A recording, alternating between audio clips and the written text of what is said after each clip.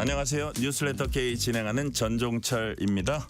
지금 국회 본회의장에선 어제 시작된 이른바 재판소원제 법안 필리버스터가 진행되고 있습니다. 24시간 경과되면 오후 6시 반쯤 표결에 들어갈 걸로 예상이 되고 있습니다. 이렇게 이른바 사법개혁 3법이 차례로 통과되고 있는 와중에 박영재 법원 행정처장이 사의를 표명했습니다. 정청래 민주당 대표는 조희대 대법원장 사퇴를 거듭 주장했습니다. 국민의힘은 대구 경북 행정통합특별법 처리를 위한 원포인트 법사위 개최를 제안했습니다. 국민의힘이 당 노선을 두고 내용이 이어진 가운데 한동훈 전 국민의힘 대표는 오늘 대구 서문시장을 찾았습니다. 정치 토크 코너에서 주요 정치 현안 자세히 분석합니다. 지구 온난화와 해빙을 이야기할 때 가장 먼저 떠오르는 동물은 북극곰입니다. 오늘이 국제 북극곰의 날입니다. 그래서 인터뷰 코너에선 북극에서 직접 조사 연구해온 극지연구소 김민철 박사와 함께 생생한 북극 이야기 그리고 기후변화 또 우리의 과제를 들어봅니다. 뉴스레터 K 지금부터 시작합니다.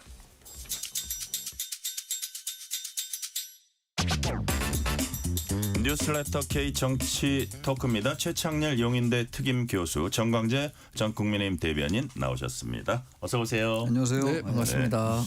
우리 또 최 교수님 자리를 빛내주셔서 감사드립니다. 아유, 반갑습니다. 우리 정광재 대변인 워낙 자주 보니까요. 자, 어제 시작된 재판소원제 법안 필리버스터 이제 거의 다 끝나가고요. 6시 반인가 좀 표결이 이제 진행될 것 같은데. 최창렬 교수님 보시기에 필요한 법이라고 보시는지 아니면 해서는 안 되는 법이라고 보시는지 이 법을 어떻게 평가하세요? 해서는 안 된다기보다도 여러 워낙 이제 논쟁적인 법이기 때문에 어쩌면 네. 통과는 될 테니까 네네. 뭐 그 부분은 기정사실로 하는데 이게 이제 위헌 논란이 있는 거란 말이죠. 그 이유가 사법권은 이제 법관으로 구성된 법원에 속한다라는 게 헌법에 명시돼 있고 그리고 이제 대한민국 최고 법원은 이제 대법원이다라는 게 있기 때문에 이게 위헌이다라는 얘기가 나오는 거예요. 왜냐하면 이제 대법원에서 판결이 나와도 이게 이 판결을 헌재가 과연 기본권 침해가 있는가를 이제 판단하겠다는 거거든요. 이게 그래서 이제 사심제다, 사실상 사심제다 이런 얘기가 있는 건데 헌재법에는 분명히 나와 있는 거 있어요. 헌법재판소법 68조에는 법원의 재판은 헌법 소원 대상에서 제외한다. 이걸 이제 바꾸는 거니까 이제 헌재법을 개정하면 되는 거예요. 헌법이 아니니까. 헌재는 또 헌법 111조에 헌재가 하는 역할과 기능이 분명히 부여되어 있는데 거기 가능은 해요. 마지막에 이제 법률이 정하는 헌법 소원에 관한 심판 이걸 할 수가 있다. 네. 헌법재판소가 이게 이제 헌법에 명시되어 있기 때문에 헌법재판소법과 헌법을 두 개를 한다면 이제 헌재법을 개정하면 되는 거니까. 이제 재판소원법이 문제가 별로 없긴 없어요. 근데 제가 아까 말씀드린 이제 그 사법권에 관련된 문제 이게 이제 논란이 되는 것이고 저는 그렇게 생각해요. 이거는 원래 사실 재판소원법도 그렇고 이미 통과된 법 왜곡죄도 그렇고 말이죠. 네. 논의가 많이 되어 왔던 법률들이긴 합니다. 그런데 어쨌든 워낙 이 논쟁이 많이 되고 있기 때문에 조금 시간을 두고 하는 건 어땠을까라는 생각이 들어요. 이건 찬반이 너무나 명백합니다. 특히 이제 대법원과 헌법재판소도 이제 이걸 가지고 완전히 찬반이 극명히 갈리지 않습니까? 네. 법원은 반대하고 있고 헌법재판소는 위헌이 아니다라고 얘기하고 있는 상황이기 때문에 조금 더 시간을 두면 어땠을까? 근데 저는 이게 완전히 하면 안 된다라고는 생각하지 않아요. 왜냐하면 이것이 아주 극히 제한적으로 독일 같은 경우 거의 95% 이상이 기각이라고 그래요. 헌재에서 기각되고 그리고 아주 엄격하게 이걸 규정한다면 정말로 기본권을 보장하기 위해서 기본권 침해가 우려가 있는 것은 헌법재판소의 판단을 받아보죠. 이게 나쁘진 않죠. 이게 자꾸 이제 대통령에 관련된 것과 연관시키다 보니까 더욱더 논란이 되는 게 아닌가 그런 생각이 좀 들게 합니다. 예. 재판소원제 법안 자체로서 이게 잘못됐다고 볼 수는 없고 여러 가지 살펴가지고 조금 더 시기나 이런 걸 조절하면은 그 순기능도 있을 거다 이런 취지로 이제 말씀을 최창렬 교수님 하셨는데 정광재 대변인은 어떻게 보세요? 국민의힘을 비롯해서 비교적 법을 엄격하게 적용하려고 하는 사람들 저도 그렇습니다만 재판소원제는 명백한 위헌 법안이라고 생각합니다. 재판소원제라는 게 정확히는 헌법재판소법을 개정한다는 건데 헌법재판소법에 보면 최 교수님 잘 설명해 주셨지만 법원의 재판을 제외하고 헌재 헌법소원을 청구할 수 있는데 법원의 재판을 제외하고라는 이 10글자를 제외하는 거예요. 그럼 이제 법원의 재판에 대해서도 헌법 소원을 할 수 있다는 거잖아요. 이렇게 되면 뭐 국민의힘에서 얘기하는 것처럼 사실상 사심제가 된다는 거죠. 지난 80년간 한국은 이 가진 법 체계 내에서 삼심제가 확립돼 왔습니다. 법원의 최고 법원은 대법원으로 한다라고 헌법에 규정돼 있는데 이 내용과 관련해서도 다시 헌법재판소에서 따져보겠다라고 하면 대법원 판결 이후에도 이것을 계기로 해서 아직 판결 안 끝났다라고 하면서 이게 계속 분쟁이 끌려갈 수밖에 없을 거예요. 그래서 부작용을 얘기할 때 아니 그러면 3심 끝난 다음에 또 한번 소송을 하려면 결국 돈 있고 힘 있고 권력 있고 시간이 있는 사람들 이 사람들이 본인의 이 사법 리스크를 피하기 위해서 계속 이 활용하려고 할 거다라는 거고 그 가장 비근한 예로 이재명 대통령의 공직선거법 관련한 이야기가 나오는 거예요. 대법원에서 유죄 취지의 파기환송이 이루어졌습니다. 네. 그럼 이제 유죄는 확정된 거예요. 형량만 정하면 되는데 이것을 갖고 이재명 대통령이 다시 자신의 기본권이 침해됐기 때문에 헌법재판소에서 판결을 받아보겠다라고 하면 헌법재판소에서 이 문제 다뤄야 돼요. 근데 헌법재판소는 사실상 좀 정치적인 성격으로 운영되는 경우가 많거든요. 네. 그렇기 때문에 헌재 구성도 그렇고 이재명 대통령에게 훨씬 유리한 그 인적 구성이 됐었을 때 이재명 대통령 이 헌법소원 하면 결국엔 본인의 사법 리스크 해소되는 거 아니냐 이런 식으로 오용될 수 있다라는 걱정들을 하고 있는 거죠. 자, 최창렬 교수는 네. 이제 법 왜곡죄는 통과됐고 재판소원제는 좀 이따 통과될 거고 그다음에 이제 다음 주에는 대법관 증언 관련 법안 이제 통과될 것 같은데 뭐 대법관 증언도 사실은 오랫동안 이제 논의해 온 건데 이 정도를 이런 시기에 만약에 하면 정말 하급심 있잖아요. 그런 데서 판사들 부장판사 아니면 고참 판사들 많이 데리고 와서 그 부분 좀 뭐 이렇게 무리가 따르는 그런 부분은 차치하더라도 왜 이재명 대통령의 이것과 아무리 연관을 안 시키려고 해도 과연 이걸 어떻게 연관 안 시킬 수 있느냐. 셀 때 그 그렇죠. 이제 정부 초기에 셀 때 이거를 그냥 해치고 가려는 거 아니냐. 자, 과연 민주당이 말하는 것처럼 사법개혁이냐. 그 본질은 사법장악이냐. 어떻게 보십니까? 그래서 대법관 증언은 지금 말씀처럼 이제 오래전부터 얘기가 돼 왔던 겁니다. 네. 법왜곡죄나 재판소원법보다 훨씬 더 오래전부터 얘기돼 그렇죠. 왔던 것이고 예. 대법관의 숫자가 적다라는 건 뭐 공감도 형성돼 있어요. 대체로 이제 특히 야당에서 비판하는 대목은 이렇게 되면은 이재명 대통령 재임 동안에 22명의 대법관 임명하게 된다. 그렇게 되면은 뭐 재판소원법도 있고 법외국제도 있고 그런데다가 이제 대법관까지 증언이 되는데 이게 이제 이재명 대통령 그리고 이제 지금 여권 성향, 진보 성향의 주로 대법관들이 많이 법원을 장악할 거 아니냐. 네네. 뭐 이런 얘기예요. 지금 예, 예. 그렇게 되면은 만약에 불리한 판결이 나와도 만약 대통령 이제 퇴임한 다음에 재판이 속게 될 때 여러 가지 이 겹겹이 이제 장치를 두는 거 아니냐라는 게 야당의 기본 시각인데 네. 좀 그런 시각이 있을 수 있다고 봐요. 그거 전혀 비판 안 하면 야당이 아니죠. 그리고 여야 보수 진보를 떠나서 그렇게 우려할 수 있어요. 근데 이런 생각은 들어요.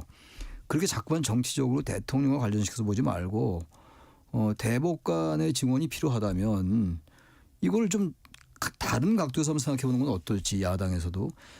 보세요. 지난번에 그 탄핵이 의결됐잖아요. 헌재에서 이제 국회에서 탄핵이 의결되고 탄핵이 인용됐단 말이에요. 윤석열 전 대통령, 박근혜 전 대통령 물론이고.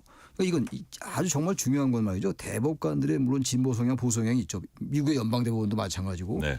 이번에 보세요. 미국의 연방대법원도 결국은 보수 성향 3명이 예. 하잖아요. 네. 그러니까 이거 너무 그렇게 대법관들에 있어서 기본적으로 정치 성향은 물론 결정적일 때 나타날 수 있다 하더라도 과도할 정도로 대법관이나 이런 법관들의 그 이념적인 성향이나 이런 부분을 잣대로 들이대는 게 오히려 위험하다라는 생각이 좀 들기도 해요. 근데 한편으로는 그렇다면 역시 민주당도 이 인터벌을 조금 더 이렇게 호흡을 길게 두고 하는 그러면서 서로 신뢰를 글쎄요. 갖는 방법은 없을까요? 제가 그래서 그런 말씀 드리는 거예요. 지금 이제 이제 법원 이제 사법개혁 법안이 3개잖아요. 그리고 네. 이제 민주당 내에서 뭐 이제 공식 기구에서 이제 통합했다고 합니다만 공소 취소 모임도 있었단 네네. 말이에요. 아직 해산은 안 됐습니다만 그러다 보니까 이게 자꾸 이재명 대통령의 그 사법적인 문제와 연관이 되는 거예요. 되는데 전 그래서 이게 그렇게 민생과 직결되는 건 아닌 것만 분명해요. 물론 이것도 정치나 법에 관련된 것도 길게 봐서는 다 민생이긴 하죠. 그렇죠. 그렇다 하더라도 직접적으로 우리 서민들의 삶과 직결되는 건 아니란 말이죠. 네, 직접적인 네. 관련성이라는 측면에서 볼 때 그렇다면 앵커님 말씀처럼 이 부분을 조금 더 공론의 시간을 더 갖고 네. 특히 법원이 반대를 하고 있는 거란 말이죠. 그렇다면 이거는 법원하고 좀 수기도 좀 하고 이러면 어떨까 하는 생각이 드는데 단지 법원도 지금 이게 사실 이런 법안이 나오게 된 계기가 있긴 있어요. 5월 1일 날 작년에 그때 파기환송됐을 때 5월 1일 날로 기억하는데 대법원에서 거기에 대해 그때부터 이제 법원에 대한 이제 이 불신이 증폭됐던 거란 말이죠. 네. 대선 불과 한 달 앞두고 이제 파기환송을 했으니까 그게 하나의 계기긴 한데 그래서 법원도 그런 걸 인식해서 무조건 사법 장악이다 안 된다라고 얘기할 게 아니라 조금 거기에 대한 소외도 좀 얘기를 하고 네. 그리고 뭔가 대안 같은 것도 얘기를 하면서 이런 만들어면 어떨까라는 생각이 좀 듭니다. 네. 자, 만약에 정광재 대변인한테 제가 사법 개혁입니까? 사법부 장악입니까? 하면은 하도 대답이 너무 명확해서 제가 다른 질문을 드릴게요. 저는 사법 파괴 3법이라고. 아, 그래요? 장악도 아니고 사법 파괴? 개혁 3법이 아니라 사법 파괴 3법. 3법이라고. 그래서 정광재 대변인께는 요 질문 한번 드려볼게요. 그렇게 이제 말씀하신 대로 사법 체계 근간을 흔들고 그렇게 사법을 파괴하는 어떻게 보면 야당 시각에서는 어마어마한 법안들이 지금 통과되고 있는 건데 네. 필리버스터를 하긴 하지만 그 야당의 목소리가 과연 국민에게 잘 전달되느냐. 예. 왜냐하면 국민 신뢰가 없기 때문에 뭐 열심히 하고는 있지만 밤새서 그런다는 이제 얘기가 많잖아요. 그래서 야 이렇게 야당 복이 클 줄이야. 뭐 이런 얘기도 하면서 결국 지금의 지리멸렬한 국민의힘이 민주당이 아무거나 다 할 수 있게 하고 결과적으로 심하게 말하면 부역하고 있는 거 아니냐. 제1야당이 여당한테. 이런 지적도 나오거든요. 자주 섞이게 어떻게 보세요? 부역까지는 모르겠습니다만 네. 무기력하고 지리멸렬한 건 맞죠. 네. 말씀하신 것처럼 메시지가 아무리 좋다고 하더라도 그 메시지를 전달하는 메신저에 대해서 신뢰를 하지 않으면 네. 우리 흔히 하는 말이 그거 아닙니까? 콩으로 매주를 쓴다고 해도 믿지 않는다. 파트로 매주를 쓴다고 해도 믿는다. 지금 민주당은 0점짜리 그 답안지를 제출해 놓고 네. 법 왜곡죄 같은 경우엔 그 조금 답을 고쳐서 20점짜리 답을 만든 후에 네. 자, 이 정도면은 이거 그 A 학점 받을 수 있을 정도의 점수를 받을 수 있는 답입니다. 라고 해도 국민들은 믿고 반대로 이거 완전히 위헌이고 사법체계의 근간을 흔들고 한 명만을 위한 법이다. 나머지 5,200만 명의 국민은 이 사법파괴 3법에 따른 부작용에 시달릴 수밖에 없다라고 목 놓아 예친다고 하더라도 네. 이 국민의힘에 대해서 신뢰하지 않으니까 이 주장에 힘이 안 실리는 거죠. 저는 그 부분에 있어서 지금 말씀하신 부분에 굉장히 공감해요. 국민의힘이 정말로 이 지금 현재 정권에 대해서 견제 기능이 가능한 건전한 야당으로서 역할을 했다면 이런 것도 여론이 충분히 반영이 됐을 거라고 생각하고 사법부가 뭐라고 그랬냐면 대법관 증언과 관련해서는 자 4명 정도는 증언할 수도 있겠다라고 이렇게 대안을 내놨거든요. 근데 이 우리가 보수가 왜 등장했느냐 진보는 왜 등장했느냐 프랑스 혁명 때 급변하는 그 사태에 따른 부작용을 우려했기 때문에 반동으로 보수가 등장한 거잖아요. 네. 26명으로 가는 건 저는 급진적인 변화라고 봐요. 정말 필요하다면 차츰차츰 시간을 두고 이 사태를 작용과 반작용을 보면서 판단해야 되는데 지금 그런 거 하나 막을 힘이 없는 거잖아요. 저도 그런 면에서는 대단히 아쉽게 생각합니다. 네. 자, 민주당이 오늘 대구에서 현장 최고위원회의 열었습니다. 민주당은 대구 경북 행정통합특별법 관련한 국민의힘 내 이제 혼선에 대해서 오늘 정청래 대표가 강하게 비판했습니다. 정청래 민주당 대표 얘기 들어보시겠습니다. 장동혁 국민의힘 대표, 송원석 원내대표 국민들께 이 혼란을 끼친 데 대해서 싹싹 빌고 그리고 고개 숙여 국민들께 사과부터 먼저 하시기 바랍니다. 도대체 이게 뭐 하자는 겁니까? 그리고 대전 충남, 충남 대전 통합 누가 먼저 하자고 했습니까? 김태흠 도지사, 이장호 대전시장 본인들이 먼저 하자고 주장한 거 아닙니까? 그래서 민주당이 하자고 그러니까 이제 또 반대하고 있지 않습니까? 왜 이럽니까? 국민의힘은 청개구리 정당입니까? 자, 지금 이제 정청래 대표, 정광재 대변인. 네. 적진 깊숙이 가가지고 이게 혼선이 있었잖아요. 지도부하고 그 대구 경북 의원들하고 네. 그래가지고 지도부는 처음에 이거 좀 저기 천천히 하자 그랬다가 그게 아니구나 이 그 뜻을 모아 보니까 이래가지고 이제 다시 화요일날 통과시키려고 지금 하고 있는 네. 거거든요. 원 포인트. 그랬더니 바로 민주당이 최고위원회의를 대구에서 열어서 막 국민의힘을 꾸짖고 있는 겁니다. 그리고 이 지역 발전 지금 발목 잡고 있지. 발목 잡아가지고 이 지역 이렇게 법 통과 안 되면 어떡할까 이러고 호통치다시피 하고 있거든요. 이 아주 책임 있는 당직을 맡았던 우리 정광재 대변인으로서 어떻게 아니요. 보십니까 이 상황? 오죽하면 박지원 의원이 이런 얘기 했겠습니까? 대구도 우리가 먹을 수 있습니다. 이렇게 얘기하고 있는 거잖아요. 지금 6.3 지방선거를 앞두고 네. 그 박지원 얘기했죠. 의원이 방송에 나와서 공공연하게 대구도 우리가 먹을 수 있다. 민주당 지금 대단한 자신감을 갖고 있는 것 같아요. 네. 이번 6.3 지방선거 어게인 2028 또는 2018. 네, 어게인 2028 네, 네. 2018 예.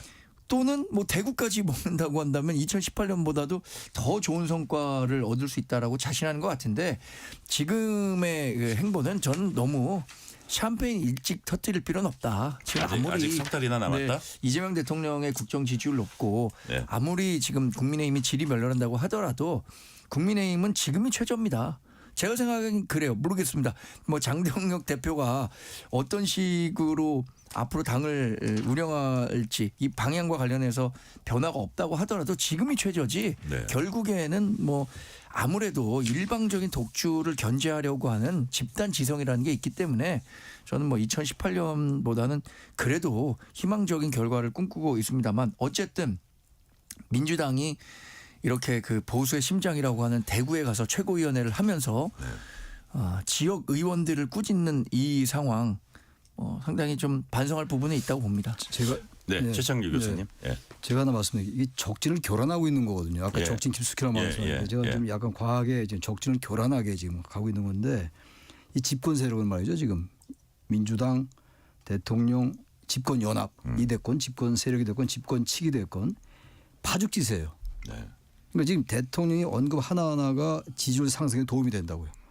그게 일리가 또 있고 물론 보기에 따라서 반대하는 사람도 있습니다만 지금 대구 경북 말씀하신 얘기인데 지금 주가가 6,300 이렇잖아요. 상상이 어려웠던 주가죠. 전 주가 거의 주식을 잘 모르는 사람인데. 네, 네. 근데 아까 지금 우리 정 대변인님께서 이게 최저다. 근데 엄태웅 의원이 뭐라고 했어요? 국민의힘 엄태웅이. 지하가 있을 수 있다고 했잖아요. 그러니까 이게 지금 6,300이 최고 높을 것이다. 근데 더 올라갈 수가 있다고 저는 보거든요. 주식 전문가는 전혀 아닙니다만. 그러니까 이게 너무 이런 식으로 계속 하다가는 이런 길이로 가거나 네. 이런 추세로 가게 된단 말이죠. 지하 아니라 블랙홀도 나올 수 있어요. 이건 정말 지금 제가 국민의힘을 비판하는 게 전혀 아니라 네. 도저히 이해가 안 가는 행동들 너무 많이 보이고 있어요. 게다가 이번에 중진 뭐 연석회의 했는데 거기서 또 그 모 의원이 제가 말씀을 안 드리겠는데 속죄 세리머니를 좀 하자. 세리머니 할 상황이에요 지금. 그런 말들 그리고 그 말을 제가 말꼬리 잡는 게 아니라 그리고 장 대표는 뭐 경청하겠다 고민하겠다. 이게 지금 그럴 시점이 아니잖아요. 그러다 보니까 대구라는 보수의 진짜 상징 보수의 심장에 가서 이런 걸 하는 거예요. 그러니까. 네, 객관적으로 제가 드리는 말씀입니다. 네.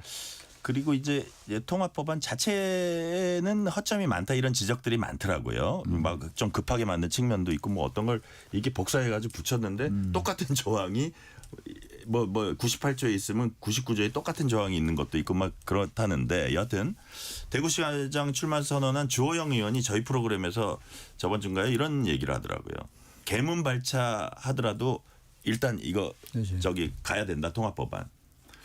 뭐 이게 보니까 오늘 대구 경북 의원들이 이렇게 한 것도 여기서 이게 지역 균형 발전 이거 우리가 물결이 일단은 타야 된다 이건데 자 좋습니다. 근데 이게 선거를 앞두고 또 이걸 하다 보니까 주민투표가 무슨 그 필수는 아니지만 네. 주민들에게 제대로 과연 의견을 물어본 건지 이렇게 허겁지겁 할 일인지 이 중대한 사안이 좀 이런 지적도 있을 것 같아요. 어떻게 보세요? 그렇게 그 지적할 수 부분은? 있죠. 근데 이 지금 이 행정구역 통합 얘기는 정말 오래된 얘기예요. 네, 네. 근데 정말 이제 올 때까지 온 것 같아요. 더 이상 이제 미룰 수 없는 미룰 수 없다. 수도권의 이 집중이라는 게 뭐 우리나라의 모든 거에 블랙홀이에요. 그야말로.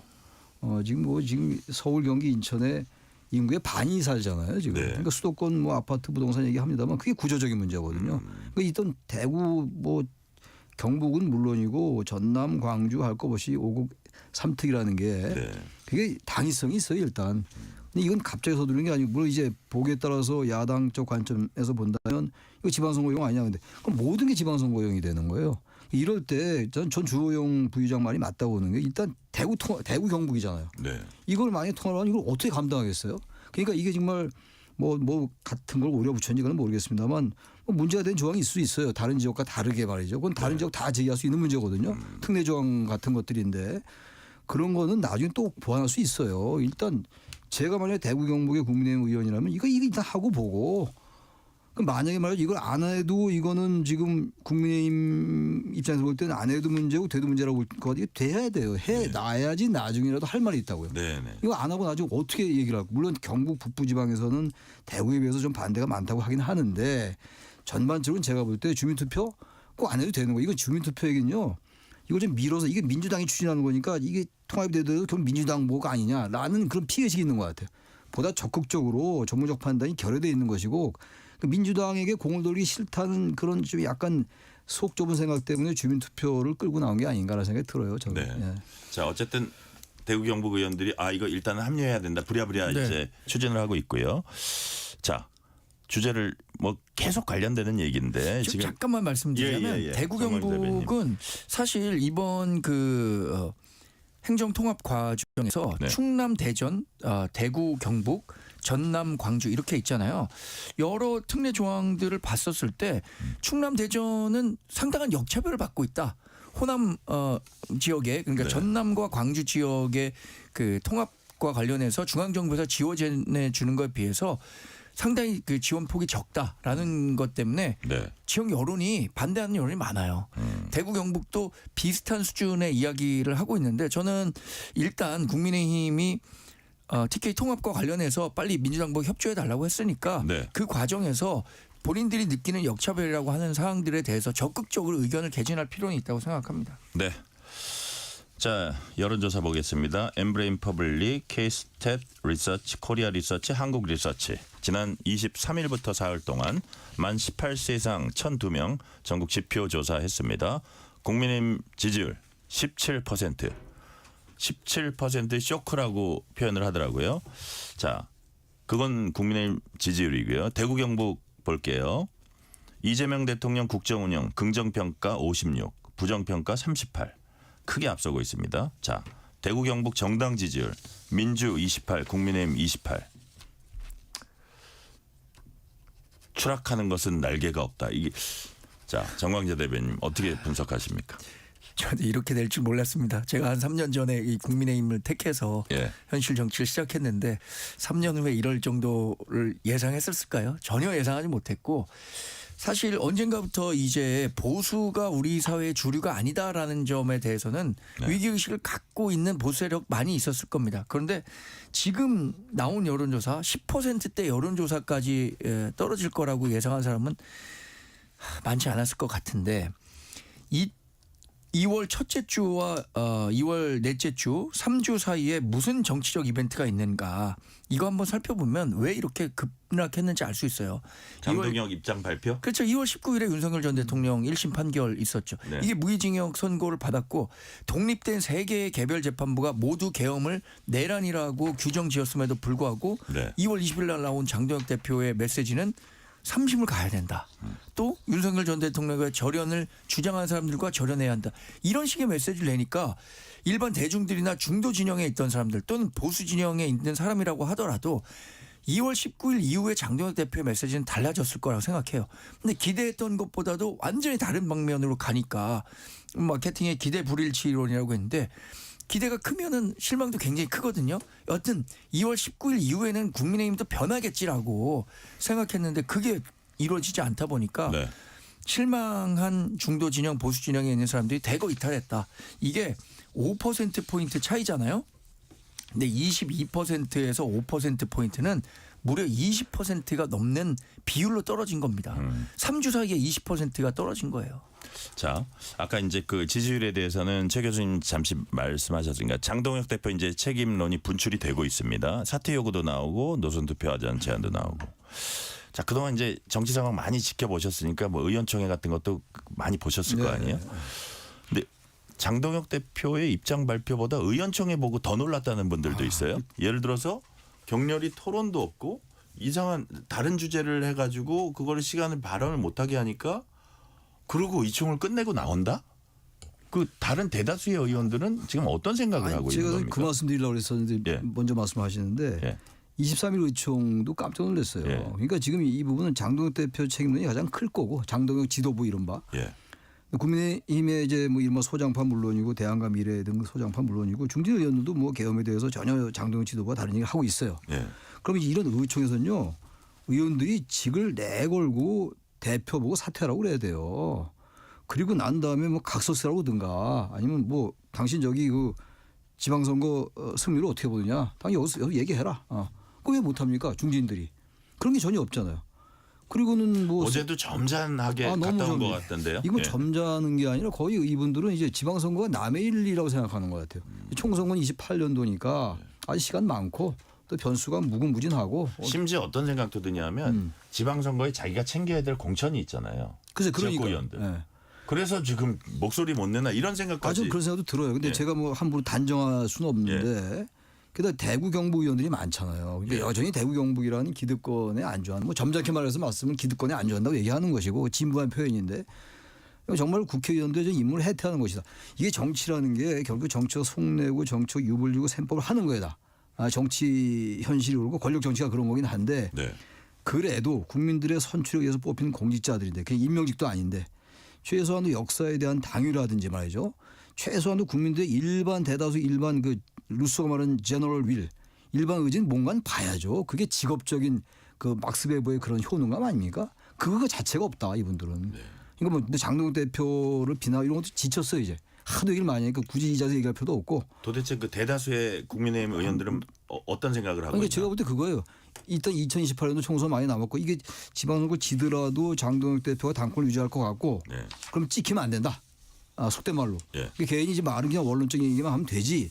거칠게 당직만 돌아 이거 뭐 이러면 안 된다. 뭐 네. 이런 얘기를 하면은 지방선거 이후에도 당권이 장 대표에게 유지가 될 텐데 이거 공천에 지장 있는 거 아니야? 라는 생각을 하는 게 아닌가. 네. 그럼 설명이 좀 되긴 되는데 제가 제일 한 말씀만 좀 드리면 2월 19일 날 볼 때 제가 그런 말씀 드렸어요. 네. 그 방송에서 상대방이 2월 19일 날 우리 정 대변인처럼 변할 거라는 얘기를 많이 하더라고요. 안 변할 거다. 무슨 소리냐. 제 예측이 맞았는데 제가 그 예측을 얘기한 게 아니라 제발 다 좋은데 무죄 추정의 원칙이란 말을 안 했으면 좋겠다고 그랬어요. 딱 그 얘기 했잖아요. 그 얘기 했어요. 그래서 그것만 안 할 거다 장 대표가. 근데 그건 좀 안 했으면 좋겠다 그랬더니 그거 딱 했더라고요. 그만큼 이게 지금 일반 민심과 너무 괴리돼 있다. 그래서 네. 또 강조를 합니다. 자, 정광규 대변인. 예. 그럼 이른바 뭐 숙청 정치니 징계 정치니 이런 비난을 하는데 그게 통하고 있는 거예요 지금 국민의힘 의원들한테? 김종혁 전 최고에 대해서 징계를 하면서 예. 이런 발언들에 대해서 징계를 하는 것이 개별 억제뿐만 아니라 일반 억제로서 작용할 것이다라고 했잖아요. 네. 그게 일단 말 조심하라는 뜻 아닙니까? 근데 지금 이런 징계가 글쎄 모르겠어요. 힘 있는 현역 의원들에게는 조금 덜 작용할지 모르겠습니다만 네. 힘 없는 원외위원장들에게는 일부 좀 작용할 수도 있지 않겠는가라는 생각이 들고 네. 저는 오랜만에 중진들이 한번 모인다고 해서 뭔가 좀 결기를 보여주는 장동혁 대표도 충분히 부담을 느낄 수 있을 정도의 메시지를 내지 않을까 기대했는데 네. 중진 구성이라는 게 또 굉장히 복잡하더라고요. 네. 각자 생각이 다른 사람들이 중진을 구성하고 있기 때문에 네. 일관된 메시지를 장동혁 대표에게 전달하기가 어려웠던 것 같습니다. 그리고 장동혁 대표도 생각하고 있는 게 너무 명확해진 것 같아요. 23일 날 의총 마지막 말미에 아니 우리 당원의 75%가 윤석열 지지자들을 포용하고 가야 된다라고 얘기하는데 왜 다른 얘기를 하냐 이런 생각을 하고 있으니까 네. 쉽게 바뀌지 않는 것 같아요. 혹시나 했는데 역시나다. 자, 아까 제가 말씀드린 여론조사 휴대전화 가상번호 이용 전화 인터뷰 방식으로 진행됐다는 말씀 드립니다. 자, 실시간 교통 상황 알아보겠습니다. 라디오 교통정보센터 김민혜 리포터 나와주세요. 네, 시각 교통 정보입니다. 금요일답게 도로 이동량 많습니다. 우선 수도권 제1순환고속도로 일산에서 판교 쪽, 퇴계원에서 사패산 터널까지 15km가량 밀리고 있고요. 김포에서 송내까지도 15km 정체입니다. 판교에서 일산 쪽은 안현 분기점에서 송내까지 한 번에 12km 정체되고 있고요. 세종 포천고속도로 포천 방향은 북용인에서 갈현 터널까지 10km 어렵습니다. 영동고속도로 인천 쪽 덕평에서 용인까지는 14km 속도 줄여서 지나고 있고요. 신갈 분기점에서 북소원까지는 9km 정체입니다. 이후 부곡에서 반월 터널 또 군자 분기점에서 월곡 분기점 사이로 부분적인 정체는 감안하셔야겠고요. 이 군자 분기점 부근 2차로에서는 승용차 추돌 사고 났습니다. KBS 교통정보센터였습니다. 퇴근길, 당신과 함께 읽는 세상 이야기. KBS 1라디오 뉴스레터 K. 문자 샵 9730, 짧은 문자 50원, 긴 문자 100원. 어플리케이션 콩은 무료. 유튜브 KBS 1라디오 계정 채팅창도 열려 있습니다. KBS 1라디오 뉴스레터 K 정치 토크입니다. 최창렬 영인대 특임교수, 정광재 전 국민의힘 대변인과 얘기 나누고 있습니다. 우리가 아까 장동혁 대표가 과연 어떤 구상을 하고 있는지 이런 얘기들 지금까지 많이 했는데, 자, 이런 가운데 한동훈 전 대표가 대구 방문 사흘째입니다. 오늘 하이라이트라고 볼 수 있는데 서문시장을 방문했습니다. 최근에 장동혁 대표 방문 때 썰렁했습니다. 그래서 과연 어떨지. 그래서 제가 한동훈 전 대표한테 이런 질문을 했어요. 유치한 질문인데 솔직히 좀 대조되는 거 지금 기대하고 있는 거 아니냐. 근데 자기는 그런 게 중요한 게 아니고 얘기를 하시더라고요. 근데 자, 정광진 대변인, 예. 오늘 분위기는 어땠습니까? 오늘 영상을 통해서 많이 네. 확인하셨을 것 같은데요. 정말 많은 사람들이 모였는데 일각에서는 이렇게 얘기를 하죠. 그거 한동훈 전 대표 지지하는 전국의 많은 사람들이 간 거지 대구 사람 아니다. 이렇게 폄하하려고 하는 분들도 있는 것 같아요. 그런데 섞여 있겠죠. 섞여 있겠죠. 어쨌든 저는 오늘 한동훈 전 대표가 한 얘기 중에 가장 의미 있게 들은 건 네. 죽이 되든 밥이 되든 내가 뭐 하겠다. 이런 얘기를 했더라고요. 네. 지금 아무도 수수방관하고 있지. 이 보수 정치의 위기를 아무도 해결하려고 하지 않는다. 내가 죽이 되든 밥이 되든 뭘 하겠다라는 생각을 갖고 있다. 네. 이거는 이제 6.3 지방선거 보궐선거 출마의 의지를 대부분 발현한 거 아닌가라는 생각이 들고, 또 하나는 이 탄핵을 넘어야 되는데 이 나라는 배를 타고 가라.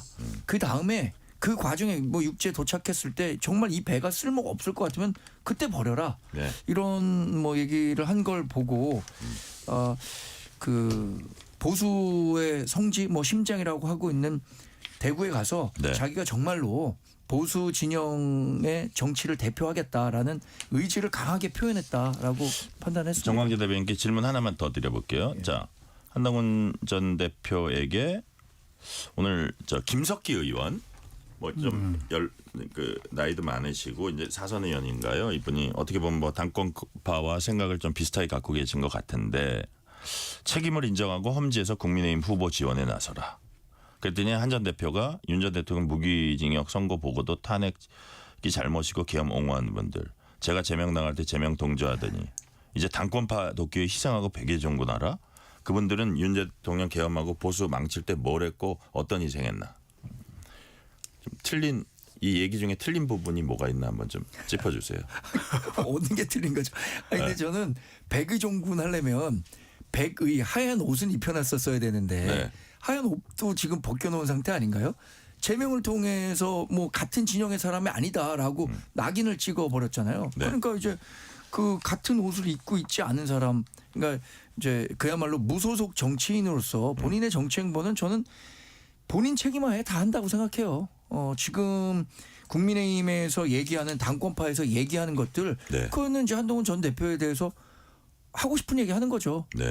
한동훈 전 대표도 듣고 싶은 얘기는 듣고 듣기 싫은 얘기 아니면 이제 이거 들을 필요도 없다라고 생각하는 얘기는 무시하고 가겠죠. 자, 최창일 교수님. 그 한동훈 전 대표 보니까 뭐 계엄에 관해서 네가 옳으냐 내가 옳으냐 이거는 뭐 사람들이 명확하다는 얘기들을 하는데 다만 본인이 비상대책위원장하고 당대표하고 이럴 때 어쨌든 당에서 그럼 본인은 최선의 어떤 최적의 어떤 그 행위를 했냐 이런 거 갖고 이제 비판도 하잖아요. 그래서 본인도 뭐 돌아봐야 된다 이런 얘기를 하긴 하지만 자 이런 거를 전체적으로 봤을 때 어쨌든 한동훈 전 대표는 어떤 좀 적극적으로 뭔가 나설 것 같은데 한동훈의 도전과 한계 뭐 어떻다고 보십니까? 이번에 한동훈 전 대표는 어떻게든 보궐선거에 나와야 돼요. 네네. 보궐선거에 나올 것 같고 네. 안 나오면 퇴로가 없어요. 지금 어떻게 할 길이 없다고요. 근데 상당히 상황이 어렵죠. 아마 네. 한동훈 전 대표가 어디를 출마하면 어느 지역을 정해서 국민의힘이 또 공천할 가능성이 높아요. 어쨌든 떨어뜨려야 되니까. 그러니까 지금 한동훈 전 대표에 대해서 이 장동혁 대표 등 당권파는 완전히 적으로 돌리는 거예요. 정치적 파트너의 경쟁 상대가 아닌 것이고 그냥 제거 대상인 거예요. 찍어내기를 했던 거고 한 거고 그 선수 본인이 살아남는 수밖에 없어요. 그러니까 여론조사 열심히 돌려서 네. 한 수밖에 없어요. 방법은 그밖에 없고. 근데 김석규 의원 잠깐 저도 말씀드리면 네네. 그렇게 얘기하면 안 되는 거죠. 아무리 정치인이라 하더라도 탄핵이나 계엄이 다 당신 책임이 있다. 그러니까 당연히 백의정군해라. 그게 말이 되는 얘기예요. 염치가 없어도 너무 없는 것 같아요. 김석규 의원. 이분 중진이고 또 TK 쪽이신데 아무리 그래도 그렇지 그건 한동훈 전 대표한테 할 말은 아닌 것 같아요. 그러니까 그런 식으로 상식에 맞는 얘기를 했으면 좋겠다. 상식적이지 않다. 그 말 예, 자체. 예. 옳다 그래야 떠나서 그건 사람의 염치의 문제가 아닌가 생각이 듭니다. 네. 자, 어제 국회 본회의에선 이런 일이 또 있었습니다. 방송미디어통신위원회 상임위원 추천안이 부결이 됐습니다. 천영식 아마 후보였던 것 같은데 국민의힘이 추천했던 인사였죠. 자, 송원석 국민의힘 원내대표 얘기 들어보시겠습니다. 지금 방미통일 같은 경우에는 법에 분명히 우리 당에서 추천하는 사람과 또 더불어민주당이 추천하는 사람으로 상임위원을 두고 또 비상위원을 임명을 해서 합의제로 운영하는 것이 기본 법 원칙에 나와 있는 내용입니다. 그런데 우리 당 추천 상임이사만 딱 찍어서 그걸 부결시켰다는 것은 그 법에 나와 있는 합의 정신 자체를 완전히 무시한 것이다. 위법한 행위이다. 이렇게 생각을 합니다. 그렇기 때문에 이 이후에 4인 체제든 몇 명이 되든 방미통일을 일방적으로 끌고 가는 것은 기본적으로 위법한 행정행위가 되기 때문에 모두 무효가 되어야 되는 것이 지금까지의 법원 입장이 아닌가 저는 그렇게 생각을 합니다.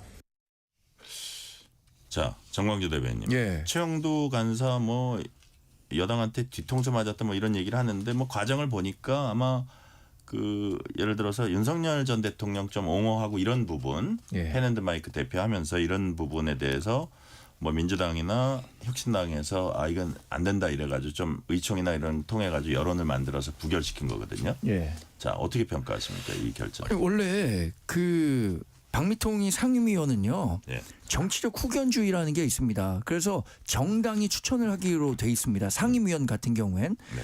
상임위원 추천에 대해서는 정당의 자율성을 인정해줘서 그쪽에서 인정하면 뭐 국회에서 표결을 통해서 통과시키는 게 관례였어요. 근데 지난해 8월인가 국가권익위원회 상임위원 할 때도 네. 지도부에서는 합의했는데 이거 표결 붙이니까 민주당의 의원들이 대거 반대표를 던져서 국민의힘이 추천한 사람만 부결시킨 전례가 있었습니다. 네. 그래서 그런 일 없도록 하자라고 해갖고 이번에도 그 지도부끼리는 나름의 심사협정을 하고 통과시키려고 했었는데 또 민주당 의원들이 개별 의원들의 의사에 그냥 맡겼단 말이에요. 당론 찬성이 아니라. 그러니까 부결됐어요. 네. 아니 그러면 지금 대화의 파트너로 충분히 신뢰할 수 있는 상황에서도 대화가 될까 말까인데 이런 식의 일이 자꾸만 반복되면 이게 대화가 되겠습니까? 저는 네. 대통령이나 민주당이나 필요할 땐 협치를 얘기하고 이렇게 실제로 들어갔을 때는 협치 대신 배신하고 뒤통수 치고 이러면 한국 정치 제대로 발전하기 어렵다고 봅니다. 자, 요거는 짧게 한번 여쭤볼게요. 네. 이제 내세운 게 윤석열 전 대통령에 대한 옹호를 했는데 자 어떻게 야당 입장에서는 모든 문제에 있어서 이게 정가의 보도처럼 내밀고 있습니다. 이게 그런 거는 좀 부당하다고 보세요? 아니 윤석열 전 대통령을 옹호하는 칼럼을 실었다고 하는데 그게 그 천영식 후보자의 본인 기명 칼럼이었는지 아니면 일반적으로 우리가 언론사의 다른 사람들의 칼럼을 받고 거기에 이 주제는 본지의 편집 방향과 다를 수 있습니다라고 얘기를 하잖아요. 네. 그런 식으로 한 건지 제가 그걸 확인하지 못하겠는데 더군다나 천영식 후보자 같은 경우에는 과거에 박근혜 정부의 뭐 국정농단에 관여했었다. 아니 그때 사법적으로 다 판단 받은 겁니다. 전혀 그런 것과 관련해서 책임을 물을 만한 사안이 아니었음에도 불구하고 이런 트집을 잡고 반대하는 것은 글쎄 상식적으로 보기 어렵죠. 네. 최창렬 교수님. 그 일상적으로 볼 땐 그 지적이 맞아요. 이거는 여야 정당 추천이니까 그거는 뭐 상대방 정당이 문제 안 삼잖아요. 예. 그렇게 규정이 돼 있고 조직 자체가 합의제니까. 근데 그럼에도 불구하고 이게 적당한 금도라는 게 있어요. 이 펜앤마이크라는 그 유튜브 업체인가요? 뭐 거기가 그거란 말이 딱 맞는 것 같아요. 이건 보는 관점에 따라도 평가 기준에 따라 다르겠습니다만 그러니까 이런 분을 아무리 여야가 이념적 지향이 다르고 생각이 다르다 하더라도 기본적인 건 같이 가면서 거기에 대한 생각이 달라야 되는데 이 지금 여야가 합의했다 하더라도 그런 뭐 이제 정치 후견주의가 있다 하더라도 이건 제가 여당 의원에도 막았을 것 같아요. 방미통이라는 게 그 상임위원이나 비상임위원이 대단히 역할이 대단히 중요한 건데 아무리 여야가 다른 기능을 한다 하더라도 이런 식의 평소 내란, 계엄은 내란이 아니다 이런 식의 생각을 하고 옹호하고 이런 분은 과연 방미통의 의원들이 반대할 수 있죠. 네. 저는 그래서 이건 무리하지 않다고 생각해요. 사실은 그게 다른 것 같으면 무리하다고 저도 얘기를 하겠는데 이 천영식 이 후보자의 경우는 전 여당의 행태가 무리하지 않았다라고 네. 저는 평가하고 싶습니다. 네. 오늘 그 한 120명인가요? 고위공직자들 재산 공개 새로 했더니 그 1위가 이한주 국정기획위원장이었죠. 지금 보니까 경제인문사회연구회 이사장 맡고 있네요. 75억 원인데 뭐 돈 자체보다도 어쨌든 또 부동산입니다. 부동산이 뭐 강남 아파트 분양권 23억 원, 배우자 명의 성남시 소재 아파트 임차권, 뭐 서울 경기도 상가 부동산은 55억, 토지 5억, 건물이 55억, 토지 5억, 뭐 현금 한 15억 이렇게 있는데 이게 고위공직자들이 또 이게 이재명 대통령의 어떤 그 메시지 이거하고 약간 좀 엇갈리는 근데 이거는 이 자체로서 비난받을 일이라고 보십니까? 아니면 본인들이 뭐 처분하거나 어떤 약간 좀 노력을 하면 그래도 이거는 그렇게 큰 결격은 아니라고 그러니까 보십니까? 이런 거죠. 이 자본주의 사회에서 재산이 많은 걸 문제 삼을 수는 없어요. 예, 예. 합법적인 재산이니까 불법으로 모은 투기나 이런 게 아니라면 문제가 예, 안 예. 되는 건데 예.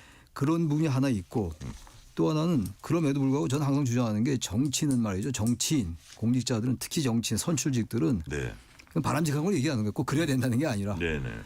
이 일반 국민의 평균 수준이 이래야 된다. 재산도 좀 그렇고 그게 바람직해요. 네. 네. 이게 과도하게 많다는 거 이걸 비난하는 건 절대로 아니겠습니다만 이게 지금 이재명 대통령이 얘기한 여러 가지 다주택자 중과세 유예하는 것이 더 이상 없게 한다 예, 이런 예. 것도 그게 국민들을 대변하는 거거든요. 그래서 지지율이 오르는 거에 하나의 요인이 전 된다고 보는데 거기다 반대하는 사람이 농지 문제도 마찬가지고 예, 예. 이렇게 되면 이제 이재명 대통령 말이 머쓱할 수 있죠.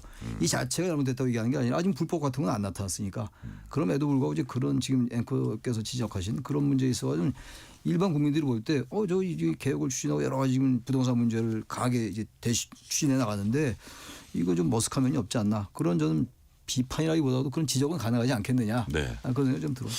정광재 대변인께는 이 질문을 한번 드려볼게요. 지금 아까 저희가 그 여론조사 좀 얘기를 했지만 그 여론조사에서도 부동산 정책을 지금 하고 있는 건 잘한다는 그 응답이 더 많거든요. 네. 그러니까 어쨌든 뭐 다주택자에 대해서 좀 해서 부동산을 안정시키려는 뭐 의지다 이런 식으로 이제 적지 않은 국민들이 보고 있는 것 같은데 어쨌든 야당 입장에서는 이거는 더 시장을 혼란시킬 수 있다. 야당 비판할 수는 있습니다. 근데 네.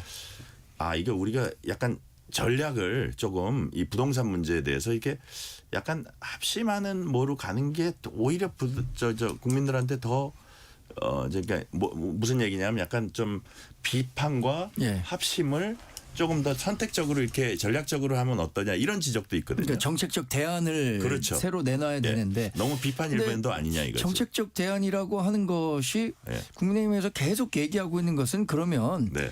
민간 주도에 정말로 그 시장에서 원하는 새로운 아파트를 쉽게 공급할 수 있는 규제를 완화해 달라. 특히 재건축 초과이익 환수제 같은 경우엔 지금 재건축을 막는 실질적인 역할을 하고 있으니까 그거 네. 철폐해 달라 이런 얘기를 하고 있는 건데 저는 이재명 대통령이 하여튼 부동산 정책과 관련해서는 확실하게 자기 생각 일관적으로 가고 있는 것 같아요. 뭐냐? 다주택자는 잡는다. 근데 다주택자와 1주택자 또는 무주택자를 네. 비율로 나눠보면요. 대략 300만 대 4,900만 정도 됩니다. 300만 명이 1주택 이상의 다주택자예요. 나머지 4,900만 명은 1주택 또는 무주택자거든요. 네. 갈라치기다? 이렇게 하면은 당연히 자기가 유리한 정치적 게임을 할 수 있다고 판단하겠죠. 물론 다주택자들을 규제하면서 네. 그 부동산 시장의 전반적인 안정을 갖고 온다는 데 대해서는 저도 공감합니다만 그런데 지나치게 다주택자들에 대해서 다주택자들이 지금 다주택을 통해서 불로소득을 노렸다, 얻었다라고 하는데 그 불로소득의 대부분이 진보 정부가 갖고 있을 때 집값이 상승해서 생긴 결과입니다. 그러니까 지금 결과만 놓고 다주택자들은 다 이제 옥죄야겠다라고 생각하는 건 좀 지나치다는 얘기죠. 자, 송영길 전 민주당 대표가 오늘 민주당에 복당했습니다. 최고위 의결 거쳤는데 자 이제 대법원 상고까지 검찰이 포기해가지고 이제 날개를 일단 달았어요. 근데 개항을 해 가냐 마냐 김남준과 어떻게 조정이 되냐 이런 게 있긴 있는데 최창렬 교수님께는 이게 쭉 보셨으니까 복귀한 송영길 어디까지 갈까요? 지금 당대표 경선이 어떠니 여러 얘기가 나오잖아요. 과연 정치적 입지나 위상이 이전처럼 회복까지 갈 수 있을지 어디까지 갈 걸로 보세요? 어려운 질문이신데 이제 개항을 해 공천을 누가 받을 거냐 김남준과 네. 송영길 중에서 그게 우선 여건이 1차적인 조율이 있어야 될 것 같은데 네. 이런 게 있는 것 같아요. 이제 송영길 전 대표로서는 거긴 자기 지역구고 네, 그야말로 아성 같은 건데 이재명 대통령이 양보했고 네네. 사실 오늘날 이재명 대통령이 있기까지 상당히 공을 했죠. 그건 부인할 수 없을 거예요. 네네. 대통령이 잘 알고 있을 텐데. 근데 그것과 그렇다고 해서 개항을 꼭 가야 되냐는 별개의 문제일 수 있다고. 별개의 문제일 수 있고 또 하나는 세대 교체론도 있어요. 네. 여권 내에서 이제 586이니까 뭔가 좀 바뀌어야 되는 거 아니냐. 이런 이제 그런 분위기가 무르익으면 송영길 전 대표가 이미 주민등록증 이전했다는 거 아니에요? 네. 이전했다고 제가 알고 있는데 인천으로 인천 개항으로 말이죠. 그렇다 하더라도 이게 강한 의지를 보여주는 거 아니겠어요? 당위성도 없지 않은 것 같아요. 명분도 있고 그럼에도 불구하고 김남준 전 대변인입니다만 지금 거긴 또 거기대로 그쪽은 그쪽대로 할 얘기가 있어요. 어쨌든 지금 보다 젊은 세대로 뭔가 바꿔나가자. 그래서 한 얘기가 김남준 전 대변인이 송영길 전 대표를 대지에 비유하고 자신을 열매에 비유하면서 보기에 따라서는 송영길 전 대표를 올리는 것 같지만 결국은 내가 나가야 된다라고 이렇게 들려요. 제가 볼 때는 그 얘기가. 그렇다면 이 여권 내에서 저는 김남준 대변인 쪽으로 갈 가능성이 있지 않을까라는 생각이 드는데 모르겠어요. 이거 워낙 예민한 문제고 또 송영길 전 대표 워낙 이 내공이 있는 분이라서 어떻게 바뀔지 알 수 없죠. 네. 자, 정광인 대변인 송영길 전 대표의 복당 이건 어떻게 평가하며 앞으로 어디까지 좀 갈 걸로 전망을 하세요? 정해진 수순이라고 보고요. 네. 저는 제가 이제 민주당에 가까운 사람들을 통해서 듣는 것은 김남준 전 대변인에게 개항을은 이미 내심 정해진 것 같다라는 얘기들을 많이 하더라고요. 비유적으로 이런 얘기한 사람이 있었습니다. 사장이 결제를 안 했는데 대리가 어딜 가냐, 어딜 출장을 가겠느냐라고 얘기를 하는 걸 보면 김남준 대변인에게 개항을의 기회를 줄 것 같아요. 그리고 이번에 이른바 명청 갈등이라는 것을 통해서 누가 권력의 상하 관계에 있는지를 명확하게 보여줬지 않습니까? 이재명 대통령이 나 뒷전된 적 없다. 그러니까 그만하라라고 얘기했던 것도 자기가 확실한 힘을 보여줬기 때문에 그런 메시지를 낼 수 있었다고 보는데 그런 측면에서 본다면 명심이 실려 있는 김남준 전 대변인이 개항을 해 가고 아마도 송영길 전 대표에게는 무시할 수는 없잖아요. 본인을 지금 대통령으로 만든 1등 공신 가운데 한 명인데 그래서 뭐 인천시장을 지냈지 않습니까? 그러니까 인천 전역에서는 어디든 송영길 후보가 나가면 당선될 수 있을 거다. 그러니까 박찬대 의원이 자리를 비우는 연수갑정도를 대안으로 제시하는 것 아니냐 이런 교통정리 얘기가 있더라고요. 그러니까요. 그러니까 어쨌든 뭐 교통 정리가 되면 그 문제는 생각보다는 이렇게 정리가 될 수 있는데 앞으로 송영길의 역할이 어떨지 한번 지켜보기로 하고요. 시간이 뭐 한 1분도 안 남았는데 짧게 드릴 테니까 짧게 한 말씀만 해주시면 정원호 성동구청장 뭐 힐링 센터를 무슨 자기가 갖고 있는 여수 뭐 인근에 지었다 이런 거 있었는데 오늘은 또 국민의힘에서 대규모 수의 계약 뭐 후원받고 체결했다 이런 거 나옵니다. 자 한마디로 이렇게 해주시면 이런 잦은 공격이 정원호에게 독이 될까요? 득이 될까요? 일단 또 인지도를 높일 것 같아요. 네네. 그런 부분과 지금 워낙 국민의힘과 지금 이 민주당의 이 게임 자체가 네. 워낙 뭐 지금 그런 팩트 가지고 싸우는 상황이 아니기 때문에 오히려 그런 게 나온다 해서 크게 무슨 경쟁력이 약화되거나 그렇지는 않을 것 같아요. 이게 이 정치 구도 자체가 선거가 인물 바람 구도라고 그러는데 네네. 구도 자체가 이렇게 잡혀버렸기 때문에 그런 게 나온다 하는데 그렇게 크게 대중들에게 유권자들에게 다가가는데 좀 한계가 있지 않느냐 네네. 라는 생각이 좀 듭니다. 네. 어떤 큰 임팩트가 있지 않는 한 오히려 인지도를 높여줄 수도 있다. 오늘 말씀 여기까지 듣겠습니다. 지금까지 최창렬 용인대 특임 교수 정광재 전 국민의힘 대변인이었습니다. 오늘 말씀 감사합니다. 네, 고맙습니다. 뉴스레터 K 1부 마치고 2부가 이어집니다.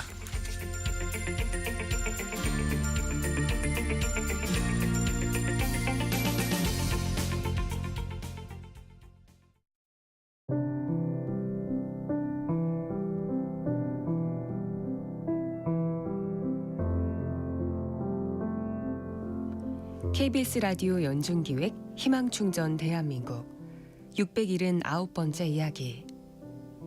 안녕하세요. 아나운서 유지원입니다. 19살 영신이는 할머니가 세상의 전부입니다.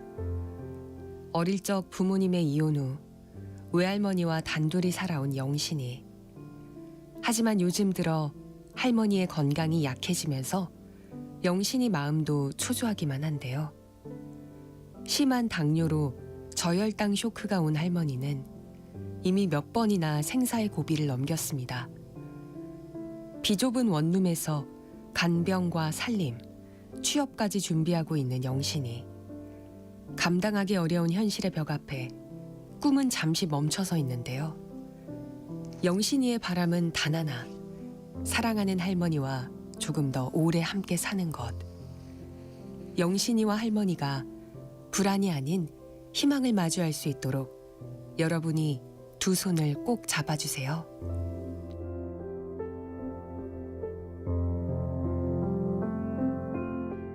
여러분의 따뜻한 손길이 희망의 빛이 됩니다. ARS 060-700-1580 060-700-1580 한 통화 3,000원으로 희망을 선물해 주세요. KBS 라디오 연중기획 희망충전 대한민국은 초록우산 어린이재단, 인탑스 주식회사, 그리고 청취자 여러분과 함께합니다. ARS 060-700-1580 한 통화 3,000원입니다.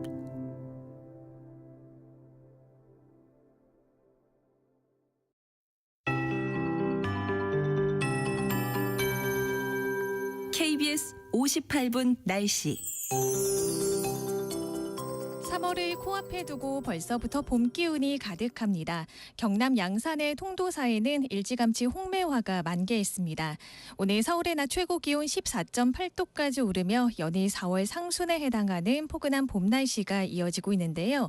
주말인 내일은 기온이 더 오르겠습니다. 서울의 낮 기온 17도까지 오르며 평년 기온을 9도가량 크게 웃돌겠고요. 3일절인 일요일에도 14도까지 오르는 등 낮 동안에는 4월 상순처럼 포근하겠습니다. 그만큼 아침과 낮과 밤의 기온차가 10도 이상 크게 벌어져 옷차림에 유의하셔야겠습니다. 내일 전국이 대체로 맑은 가운데 공기질도 깨끗하겠는데요. 따스한 햇살에 봄나들이 즐기기 더없이 좋겠습니다. 수도권과 강원 내륙의 건조특보는 계속 유지되겠습니다. 바람도 다소 강하게 불어서 작은 불씨가 큰 산불로 번질 위험이 높습니다. 불조심하시기 바랍니다. 내일 밤부터 모레 아침 사이 강원 영동에는 비나 눈이 내리겠습니다. 오르겠습니다. 3일절인 모레 밤부터는 제주도를 시작으로 대체 공휴일인 월요일에는 전국 대부분 지역에 비나 눈 소식이 있습니다. 내일 아침 기온 서울과 전주 2도, 대구 1도로 오늘보다 낮겠고요. 낮 기온은 서울과 대전 16도, 전주 17도까지 오르겠습니다. 현재 서울의 기온은 13.2도입니다. 조하늘입니다.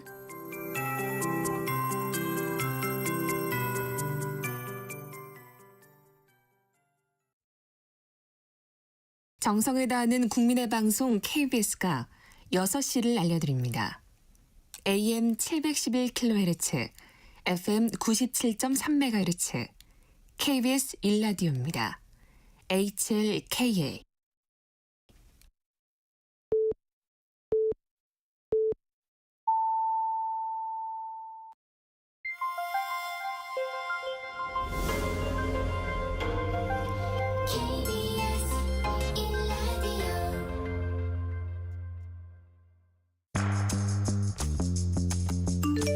여러분은 지금 퇴근길 시사편지 한 장, KBS 1라디오 뉴스레터 K를 듣고 계십니다.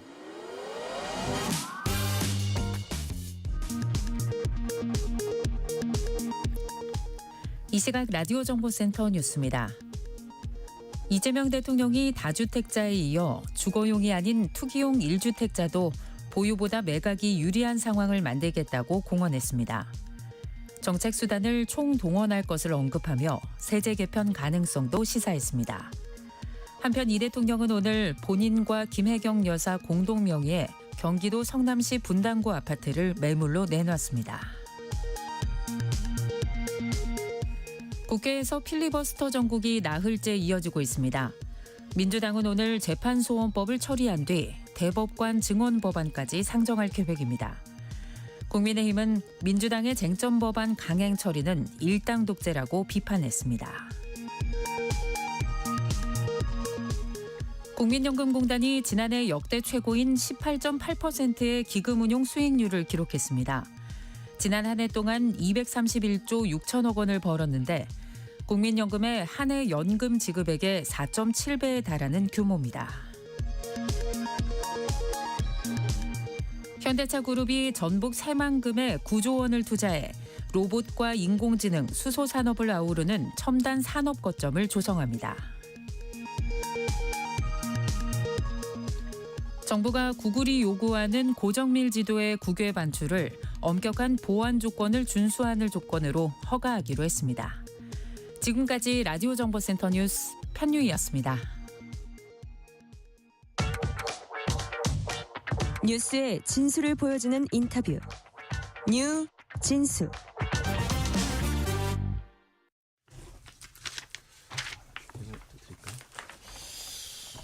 네, 오늘은 국제 북극곰 보호단체가 북극곰에 대한 인식과 지구온난화 위기에 있는 북극곰을 보존하기 위해 정한 국제 북극곰의 날입니다. 2006년부터 시작했으니까 올해로 약 20년 정도 됐는데요. 자, 기후변화가 지구상에서 가장 빠르게 진행 중인 곳이 바로 북극이라고 합니다. 그래서 북극을 보면 인류의 미래를 알 수 있다, 이런 얘기도 하고 있는데, 오늘은 이곳을 직접 여러 차례 다녀오고 또 북극을 보면서 직접 연구하시고 하신 극지연구소 김민철 박사님 모시고 자세한 얘기 들어보겠습니다. 김민철 박사님 어서 오세요. 네, 안녕하세요. 네. 김민철입니다. 네네. 지난해에도 다녀오셨습니까? 네, 지난해에도 알래스카 내륙을 한 달 정도 다녀왔고요. 네네. 그러니까 알래스카 남쪽에서 이제 북쪽 끝까지 한 1,300km 정도 되는데 네. 거기를 이제 종단하는 이제 관측을 수행을 했습니다. 그래요. 지난해에도 다녀오셨고요. 자, 이게 이제 궁금해요. 이제 과연 거기에 생활은 어떨까 뭐 이런 생각을 하는데, 너무 추워가지고 북극은 주로 이제 여름에 가시는 거고. 네, 겨울철에는 이제 영하 40도, 50도까지 떨어지기 그러니까요. 때문에 네. 너무 추워서 주로 여름에 갑니다. 겨울에는 주로 이제 남극을 가고. 그래요. 야, 그래요. 이게 우리 같은 사람은 절대로 갈 수 없는 그곳에 지내시는 게 얼마나 신날지 불편할지. 자, 극지연구소에서, 우리가 있는 극지연구소에서 북극까지는 얼마나 걸립니까? 이제 북극 지역이 넓어서 네. 지역에 따라 좀 다른데 이제 가장 가까운 곳이 이제 알래스카라고 치고. 네네.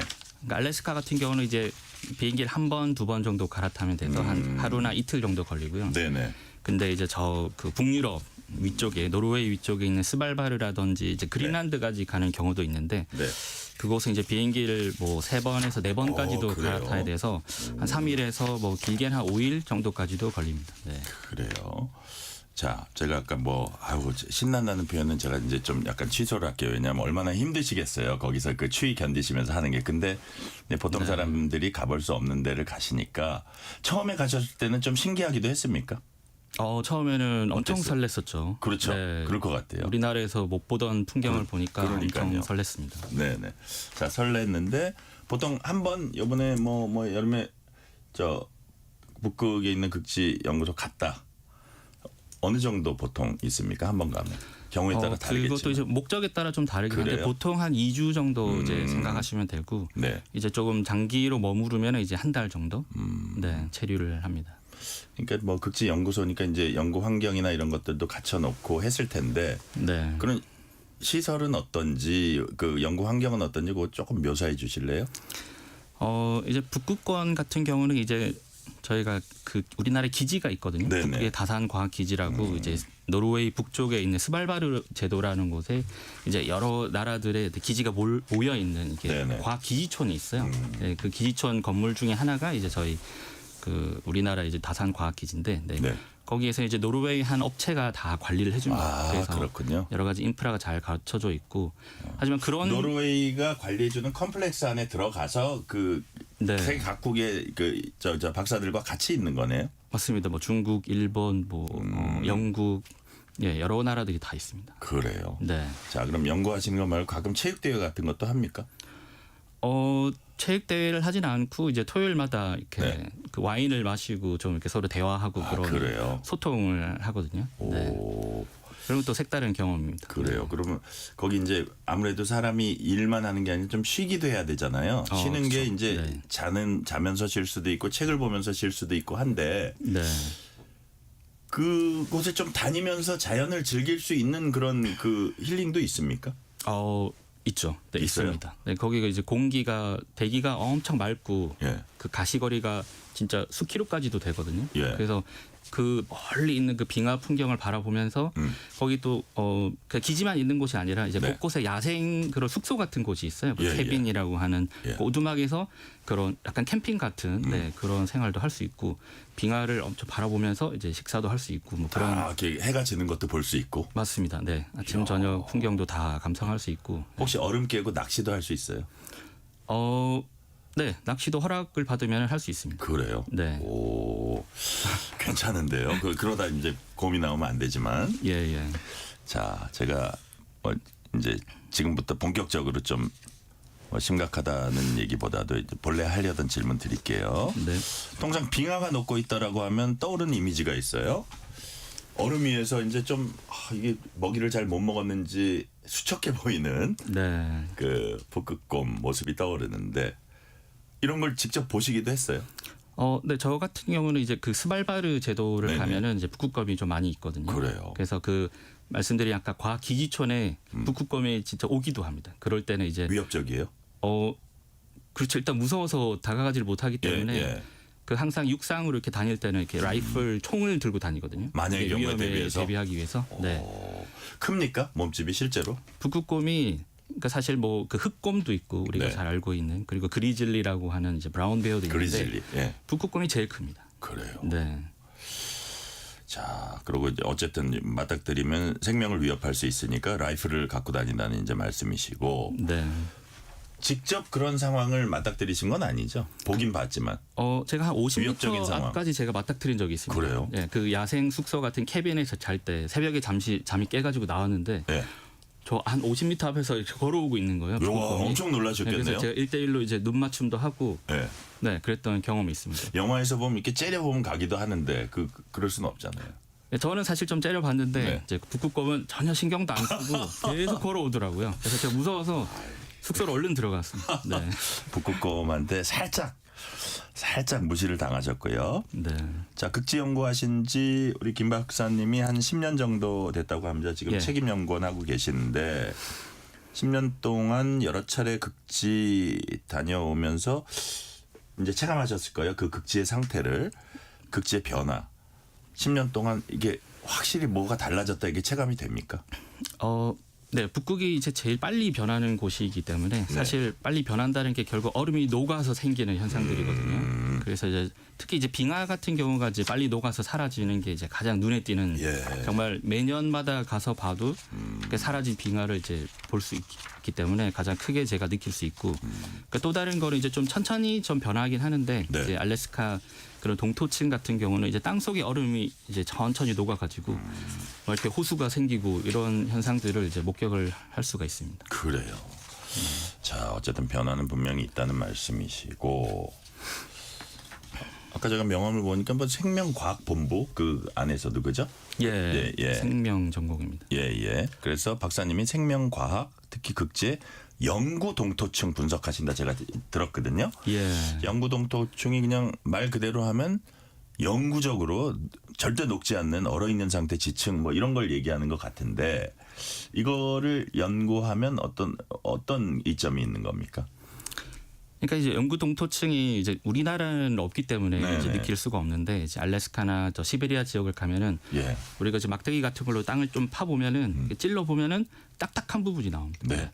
거기서부터는 이제 소위 영구 동토층이거든요. 그냥 그 아래 수백 미터까지 영원히 얼어 있는데요. 영원히 얼어 있다고 보시면 됩니다. 근데 그런 얼음들이 이제 녹기 시작하니까 근데 그 녹으면은 그냥 얼음이 녹는데 무슨 큰 문제지라고 하실 수 있는데 그 얼음에 이제 과거에 이제 갇혀 있던 미생물들이 생물들이 같이 갇혀 있고 거기에 이제 얼음만 있는 게 아니라 아주 다량의 그런 그 탄소들도 막 갇혀 있거든요. 이제 그런 먹이원이 되는 탄소도 노출이 되고 그 잠자고 있던 미생물들도 노출이 되고 그러면서 여러 가지 우리 기후 온난화가 또 유발되고 이런 면이 있어가지고 어떤 메커니즘으로 그런 일들이 일어나는지 제가 그 부분을 좀 연구를 하고 있습니다. 어쨌든 그런 것이 막 급격하게 녹거나 뭐 서서히라도 녹으면 생태계 균형이 깨진다는 그런 말씀이시죠? 예, 맞습니다. 네. 기존에 없던 현상이라서 그런 것들이 영구 동토층인데 그런 부분도 좀 녹기 시작한다 이런 말씀을 하시고. 자, 빙하가 녹으면서 이 지구 온난화다, 기후에 안 좋다 이런 말씀하는데 방금 좀 하셨던 말씀이시기도 한데 어쨌든 아까 탄소 얘기도 하셨고요. 그 화학적으로 빙하가 녹으면서 변하면은 구체적으로 뭐 어떻게 되는지 사람들이 그냥 잘 모르니까요. 뭐 이렇게 쉽게는 저 한 20년 전에 있었던 그런 영화 투마로우 이런 설정을 생각을 하시면 되는데 그러니까 원래 바닷물은 이제 그 염도가 높아가지고 염도가 높은 그 소금물 이제 상태로 있는데 지구가 이제 뜨거워지면서 이제 그린란드 같은 경우는 이제 한 80%가 이제 거대한 빙하로 이루어져 있는데 그 빙하가 이제 녹으면서 이제 민물이 이제 흘러 내려오는 거죠. 근데 평소에는 이제 조그만 양만 이제 흘러내리다가 지구가 계속 뜨거워지니까 이제 엄청난 양의 이제 민물이 이제 흘러 들어오는 겁니다. 그러다 보면은 소금물이었던 바다가 이제 조금씩 민물화가 되는 거예요. 그 염도에 서서히 그 변화가 있는 거예요? 맞습니다. 염도에 이제 변화를 줘가지고 원래는 그 염도가 이제 일정하게 좀 유지가 돼야지 이제 우리 전 지구를 이렇게 흐르는 해류가 제대로 이제 작동을 하는데 그 바닷물 염도가 이제 변하니까 원래 민물이 가라앉질 않는 거죠. 원래 바닷물도 이제 위아래로 섞여야 되거든요. 표층수랑 심층수랑 섞여가지고 해류가 흘러야 되는데 표층에만 머물러 있는 거예요. 그 민물들이. 그래서 바다의 그 열과 그런 여러 가지 영양분들을 이제 바다 아래쪽으로 이렇게 이동을 시켜야 되는데 그 표층에 이제 민물이 몰려 있으니까 바다가 이제 아래쪽으로 내려가지를 못하는 거죠. 그럼 영양이나 어떤 에너지가 내려가지 못하는군요. 전달이 안 됩니다. 그래서 이제 문제가 생기고 여러 가지 기상 이변이 일어나고. 그래요. 그게 이제 단순히 이제 염도가 좀 높아진다기보다 이 상층부 쪽에 빙하 녹아버린 그 거대한 양의 물이 딱 중간에 정체돼 있음으로써 어떤 그 영양분이나 에너지의 순환을 딱 막아서고 있다. 맞습니다. 이런 거네요. 저 이해 잘하죠. 이해 잘하시네요. 자, 극지의 빙하가 녹는 게 우리 한반도 그다음에 우리 국민의 삶에 어떤 영향을 미칩니까? 그러니까 아까 말씀드렸던 그런 뭐 그린란드 빙하가 이제 녹아서 민물이 이제 바다로 흘러드는 거. 이게 사실 그곳에서만 일어나면 되는데 지구가 사실 하나의 유기체로 이렇게 하나가 돼 있잖아요. 그러니까 우리 몸을 생각하시면 될 것 같아요. 제가 그러니까 이빨이 아팠어요. 이렇게 잇몸이 아팠는데 그 잇몸이 아픈 걸로 이제 끝나면 괜찮은데 이게 그 염증이 있던 그 세균들이 이렇게 혈관을 따라가서 이제 심장병이 되기도 하고, 그 뇌로 가면 뇌졸중이 되기도 하고, 이렇게 이빨만 아픈 게 아니라 이제 각지에 이제 문제가 생기게 하는 거죠. 마찬가지로 어느 한 곳에 이제 문제가 생기면은 우리나라까지도 그 여파가 이제 몰려드는 겁니다. 그래서 우리 생활 그 음식을 예로 들면은 바닷물이 이제 따뜻해져서 동해 같은 경우 우리가 이제 먹고 싶은 오징어라든지 그 명태를 이제 맘 놓고 못 먹게 되는 그런 변화까지 오게 되는 거죠. 그 또 이런 얘기도 있더라고요. 그 온도 변화 너무 녹아도 이게 큰 문제지만 너무 안 녹아도 문제다. 이건 또 무슨 얘기예요? 적당히 또 녹아주는 것도 괜찮은 거예요? 이게 항상성이라 그래서 그렇죠. 이제 적당한 속도로 원래 있던 자연 현상 그대로 이제 가야지 되는데 이제 결국 속도의 문제거든요. 속도의 문제군요. 너무 빨라도 안 되고 너무 느려도 안 되고. 그럼으로 인해서 이제 계속 문제가 생기는 겁니다.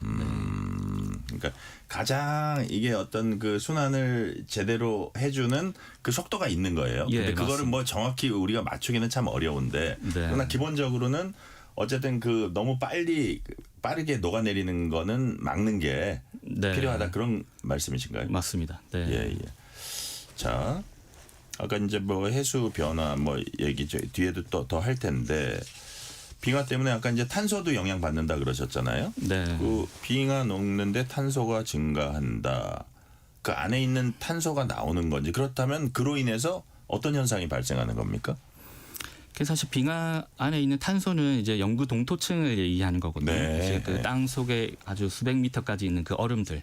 그걸 얘기하는 거예요? 그곳에 이제 얼음만 갇혀 있는 게 아니라 이제 탄소와 미생물이 다 같이 갇혀 있습니다. 그래서 그 친구들이 이제 녹아서 노출이 되면은 이제 문제가 생기는 건데 그 얼음 안에 이렇게 공기방울 같이 이제 메탄 가스들도 엄청 많이 이제 갇혀져 있고 녹으면은 공기방울이 다 이렇게 대기 중으로 이제 방출이 되고. 또 거기가 이제 먹이원이거든요. 탄소원이. 그 미생물들이 그걸 다 이렇게 분해를 해서 먹습니다. 먹으면은 다 이게 또 우리 호흡에서 이산화탄소 배출하듯이 그 엄청나게 많은 그 깨어난 미생물들도 다 이렇게 분해하면 족족 대기 중으로 이제 이산화탄소를 방출을 하는 거죠. 그래서 이제 수많은 이제 메탄가스나 이산화탄소가 이제 대기 중으로 이렇게 방출이 되는 거. 그래서 이제 문제가 되는 거거든요. 그래요. 자. 빙하가 녹으면 또 그런 그 부정적인 영향이 있다는 말씀 해주셨고, 자 기록적 한파, 기록적 폭염 우리가 이런 얘기들 많이 하고요. 이상기후 얘기합니다. 근데 제트기류를 함께 이제 언급하기도 하는데 북극상공에 있는 차강 공기층 제트기류 빙하와 관련이 있는지 하고 그다음에 만약에 있다면 이 제트기류는 어떻게 생기는 거예요? 그러니까 제트기류라는 게 사실은 우리가 지구가 자전을 하니까 한쪽 방향으로. 그런 자정하는 방향하고 그리고 이제 북쪽에는 이제 차가운 공기가 있고 우리 중위도에는 좀 따뜻한 공기가 있는데 그 온도차, 온도차에 의해서 이제 기압차가 생기고 그게 결국 또 바람의 세기를 결정하거든요. 그래서 지구의 자전하고 이런 이제 북극과 중위도의 그 온도차 때문에 이렇게 극소용돌이라 그래서 이렇게 빙글빙글 아주 빠르게 도는 제트 기류라는 게 이제 생기는데 사실 우리 제트 기류는 이제 겨울철에 특히나 우리 이제 겨울철이 엄청 차갑지 않게 해주는 이제 사실 그런 보호제 울타리 같은 역할을 사실 하거든요. 그래서 고마운 존재입니다, 사실. 제트 기류가 없으면은 아마도 그 한파가 우리나라를 다 덮쳐버리겠죠. 그래요. 그런데 이제 그 북극에 있는 이제 빙하가 이제 녹음으로써 원래는 빙하가 있으면은 햇빛이 이게 빙하에 이제 부딪혀가지고 반사를 해주거든요. 그래서 이제 지구 온도가 더 올라가지 못하게 막아주는데. 거기에 있던 해빙이 계속 녹아가지고 이제 빙하가 사라지고 바닷물이 생기는 거예요. 바닷물은 햇빛이 이렇게 좀 침범을 해가지고 바닷물 온도를 올리게 돼요. 바닷물이 온도가 올라가면 이제 대기도 이제 좀 뜨거워지고 그러다 보니까 중위도나 북극이나 이제 온도 차가 별로 안 생기게 되는 거예요. 그러다 보니까 이제 그 제트 기류가 약해져가지고 막 이렇게 꾸불꾸불하게 됩니다. 그러다가 이제 꾸불꾸불해지다가 한 번 정도 이렇게 어떤 원인 때문에 이렇게 툭 터져 나와서 툭 터지듯이 한반도 쪽으로 한번 이렇게 훅 내려오면은 찬 기운이 그때 우리가 이제 오들오들 떨면서 이제 한파다 이렇게 얘기를 하는 거죠. 극심한 한파가 그렇게 올 수 있다 말씀이시고요. 자, 빙하가 녹아서 해수면이 매년 2.3mm 상승한다. 뭐 이런 비슷한 연구 결과들이 있더라고요. 자, 100년에 뭐 23cm, 뭐 30cm 미만이면 솔직히 저희처럼 잘 모르는 사람은 이게 뭐 큰 영향을 끼칠까 이런 얘기도 하는데 이 정도면 환경에 많은 영향을 끼치는 겁니까? 뭐 사실 제가 연구하는 제가 느껴도 큰 변화가 아닌 것 같거든요. 그래요? 근데 이게 사실은 이제 기준점이라고 보시면 되는데 네. 그렇게 점진적으로 변하는 거는 사실 느끼기가 힘듭니다. 우리는 또 이제 쉽게 잊어버리잖아요. 네네. 그래서 몇 년이 지나도 이게 그냥 우리 정상이었던 그 바다 수위구나 이렇게 생각을 할 수 있는데 네. 결국 한 번이 문제인 거예요. 우리 어떤 홍수가 나거나 네. 이제 큰 이제 태풍이 몰아쳤을 어쨌든 때 큰 재난이 왔다. 네, 재난이 한번 왔을 때 한 번 이제 그런 둑이 터져버리면은 네. 그 피해가 이제 오랫동안 가는 거거든요. 그래서 이제 큰 태풍이 왔는데 보통은 파고가 한 5m 정도밖에 안 됐어요. 그래서 방파제가 잘 견뎠어요. 근데 해수면이 어느 순간 점점 한 30cm가 올라가 있어요. 이 기준점이 올라가 버려가지고 네. 큰 태풍이 왔는데 파고가 그것 기준점이 높아가지고 이제 막 8m, 9m까지 돼서 우리의 그 안전망을 넘어버린 거죠. 네. 뚝이 터져버려가지고 이제는 돌이킬 수가 없는 그 한 번의 그런 재난 같은 상황 때문에 저희가 이제 조심을 해야 된다고 얘기를 하고 있습니다. 이런 부분은 어떻습니까? 그렇게 뭐 2.3mm 뭐 이렇게 올라가는데 네. 자, 우리 이제 흐르는 시간 동안 우리의 인류의 방제 기술이랄까 친환경적인 기술 이런 것도 좀 나름 고도화하려고 노력할 거 아니에요? 네. 이게 막아내기는 역부족입니까? 어떻습니까? 그러니까 기존에 해놨던 그 시설들 구조물들 있고 그거를 근데 이게 예측이 안 된다는 게 제일 큰 문제거든요. 그러니까 얼마만큼 그 한 번에 큰 재난이 닥칠지 그 역치 값을 그 임계 값을 좀 상정을 해가지고 우리가 대비를 해야 되는데 지금 이제 우리의 인간의 그 모델링 능력이라든지 아마도 제 생각엔 AI가 좀 해법을 찾을 수 있지 않을까.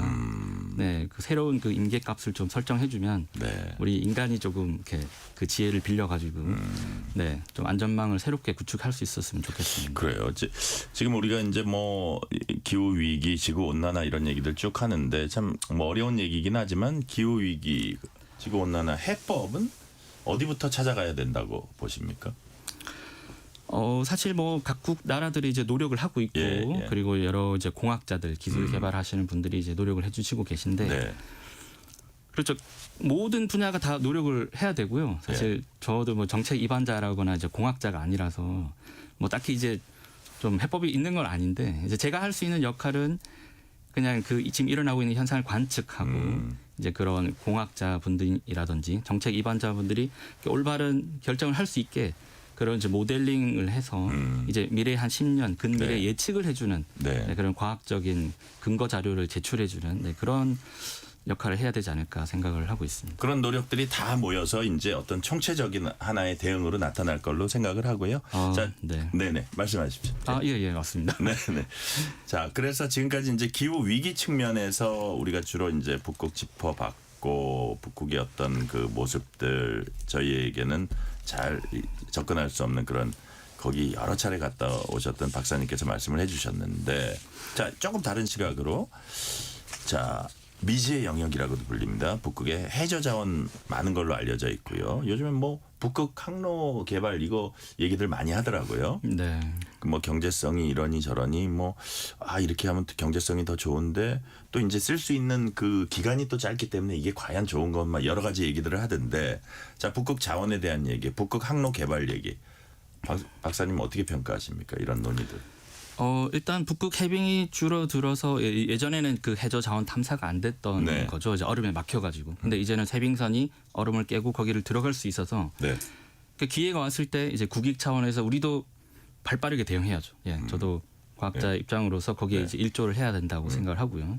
저희가 속한 기관도 사실은 그런 해저 자원 탐사하는 쪽에 이제 연구 과제가 있습니다. 네. 그래요. 하지만 이제 상업적인 목적까지는 아니고 그 전 상업화가 되기 전 이제 사전 조사를 하는 그런 과제가 있어서 하고 있고.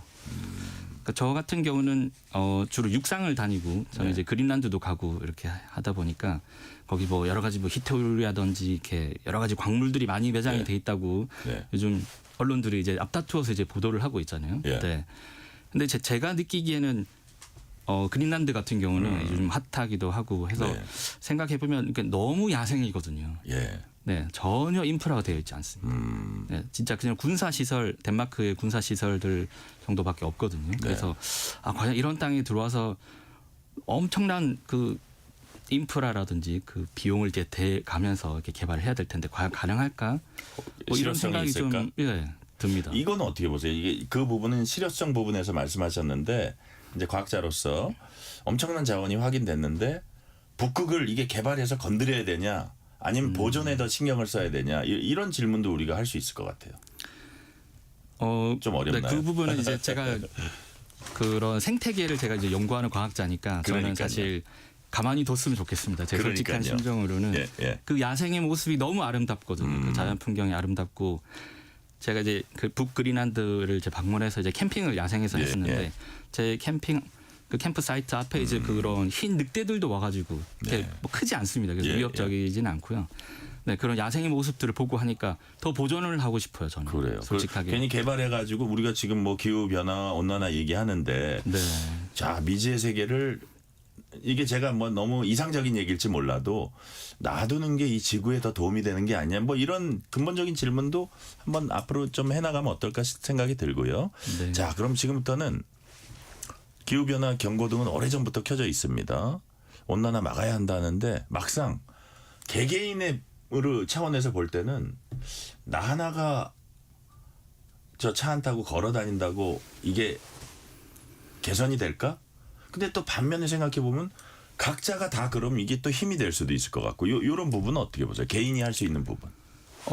네, 개인이 저는 충분히 할 수 있다고 생각하거든요. 그래요? 예. 개인의 힘이 위대하다고 이제 생각하는 이제 사람이고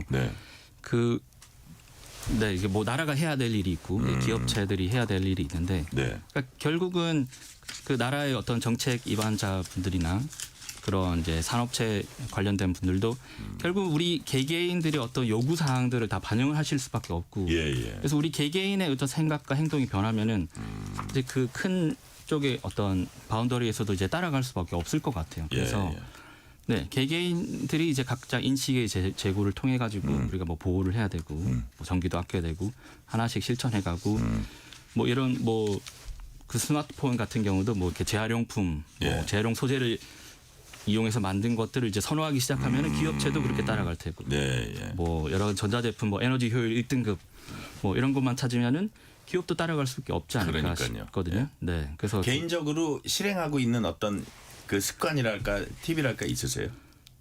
막 저는 완전 이렇게 북극과 이제 기후 변화를 연구한다고 해서 막 이렇게 제가 정말 앞서서 이렇게 하는 건 아닌데 그냥 저는 이제 그 플라스틱 사용을 좀 줄이려고 이제 되도록이면 집에서 이제 배달 음식을 좀 안 시켜 먹는 그런 것들은 좀 실행하고 있습니다. 배달 음식을 가급적 시키지 않는다. 그것만 해도 플라스틱 많이 줄어들죠. 그죠? 배달 음식을 안 하고 있다. 자, 뭐 자동차 최소한 타기 이런 것들도 이제 생각해 볼 수 있고요. 네. 자, 그리고 이제 그 김 박사님 개인의 실천도 중요하지만 이 아까 그 개인의 실천을 다 모아서 이제 국가적으로나 약간 전 지구적으로 글로벌리는 좀 뭐 어떤 공감대, 어떤 방법을 같이 공유하고 이럴 필요도 이제 있을 것 같거든요. 그래서 어떤 각 국가들이 공통된 어떤 플랜을 같이 갖는다 이런 부분도 중요하겠죠. 그런 부분도 엄청 중요하죠. 네. 개개인이라고 해봤자 그 나라에 있던 개개인 분들이고 또 다른 나라로 가면 거기 있던 그 시민 분들은 또 다른 생각을 가지고 있기 때문에 나라도 마찬가지거든요.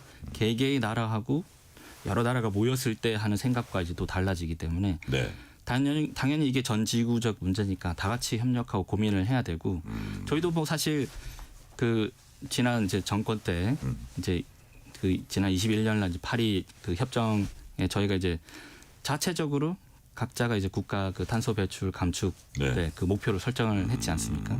각 나라별로 설정을 했는데 저는 이제 국가 간에 좀 협력을 할 때 좀 어느 정도 자존심 경쟁도 좀 했으면 좋겠고요. 조금 도전적이지만 목표를 좀 과도하게라도 좀 설정을 했으면 좋겠고 각 나라들이 좀 서로 용인도 해줬으면 좋겠어요. 실패하고 그 목표 달성을 못했더라도 좀 이렇게 용인해주고 노력했다 해주고 그러니까 탄소 배출을 좀 아주 급진적으로 잘한 나라도 있을 거 아닙니까? 네, 그런 나라들은 좀 기술이라든지 그 시스템을 좀 못한 나라에게도 좀 넘겨주고 네. 좀 아름답게 서로 이렇게 좀 소통하면서 좀 협의가 진행이 됐으면 좋겠습니다. 네. 또 언제 북극이나 남극 가실 일정 지금 잡아놓은 거 있으세요? 네, 매년 가다 보니까 이제 여름에는 이제 노르웨이 최북단에 또 네. 얼어 있는 땅을 이제 그렇군요. 방문할 예정이고 예. 올해 아마 11월에는 이제 남극의 장보고 과학기지, 예, 거긴 또 이제 빙하 아래 저 숨어 있는 그런 네. 미지의 빙조 뭐 생태계 이런 것들이 있는데 네. 이제 거기를 또 탐사하러 그래요. 이제 갈 예정입니다. 자, 서울에서 떠나면은 도착할 때까지 시간이 얼마나 걸립니까? 이제 남극, 북극 좀 달라가지고 예. 경우가 이제 남극의 예로 들면은 이제 그 뉴질랜드나 칠레 쪽으로 가는데 칠레 같은 경우는 이제 유럽을 거쳐가서 그래서 이제 20몇 시간 걸리고 이제 뉴질랜드는 이제 한 12시간, 그래요. 13시간 정도 걸립니다. 그렇군요. 네. 자, 오늘 이야기 마무리할 시점입니다. 우리가 극지에 좀 관심을 가졌으면 하는 그 필요성, 그거를 한마디로 좀 정리를 해주세요. 저는 이렇게 멀리 북극에서 일어나고 있는 변화이긴 한데 이게 네. 남의 일이 아니다라고 좀 생각을 하셨으면 좋겠어요. 왜냐하면 우리는 사실 천천히 좀 변하고 있는 거거든요. 네. 북극에 비해서. 북극은 엄청 빠르게 변하고 있어서 네. 지금 북극에서 일어나고 있는 그 빠른 변화가 결국은 우리 후속 세대들도 이제 맞닥뜨려야 되는 그런 변화라서 결코 그러니까 우리가 그 미래를 미리 보고 있는 거예요. 북극 쪽에서 일어나는 변화를. 그래서 네. 우리 후손들에게도 곧 닥칠 미래다.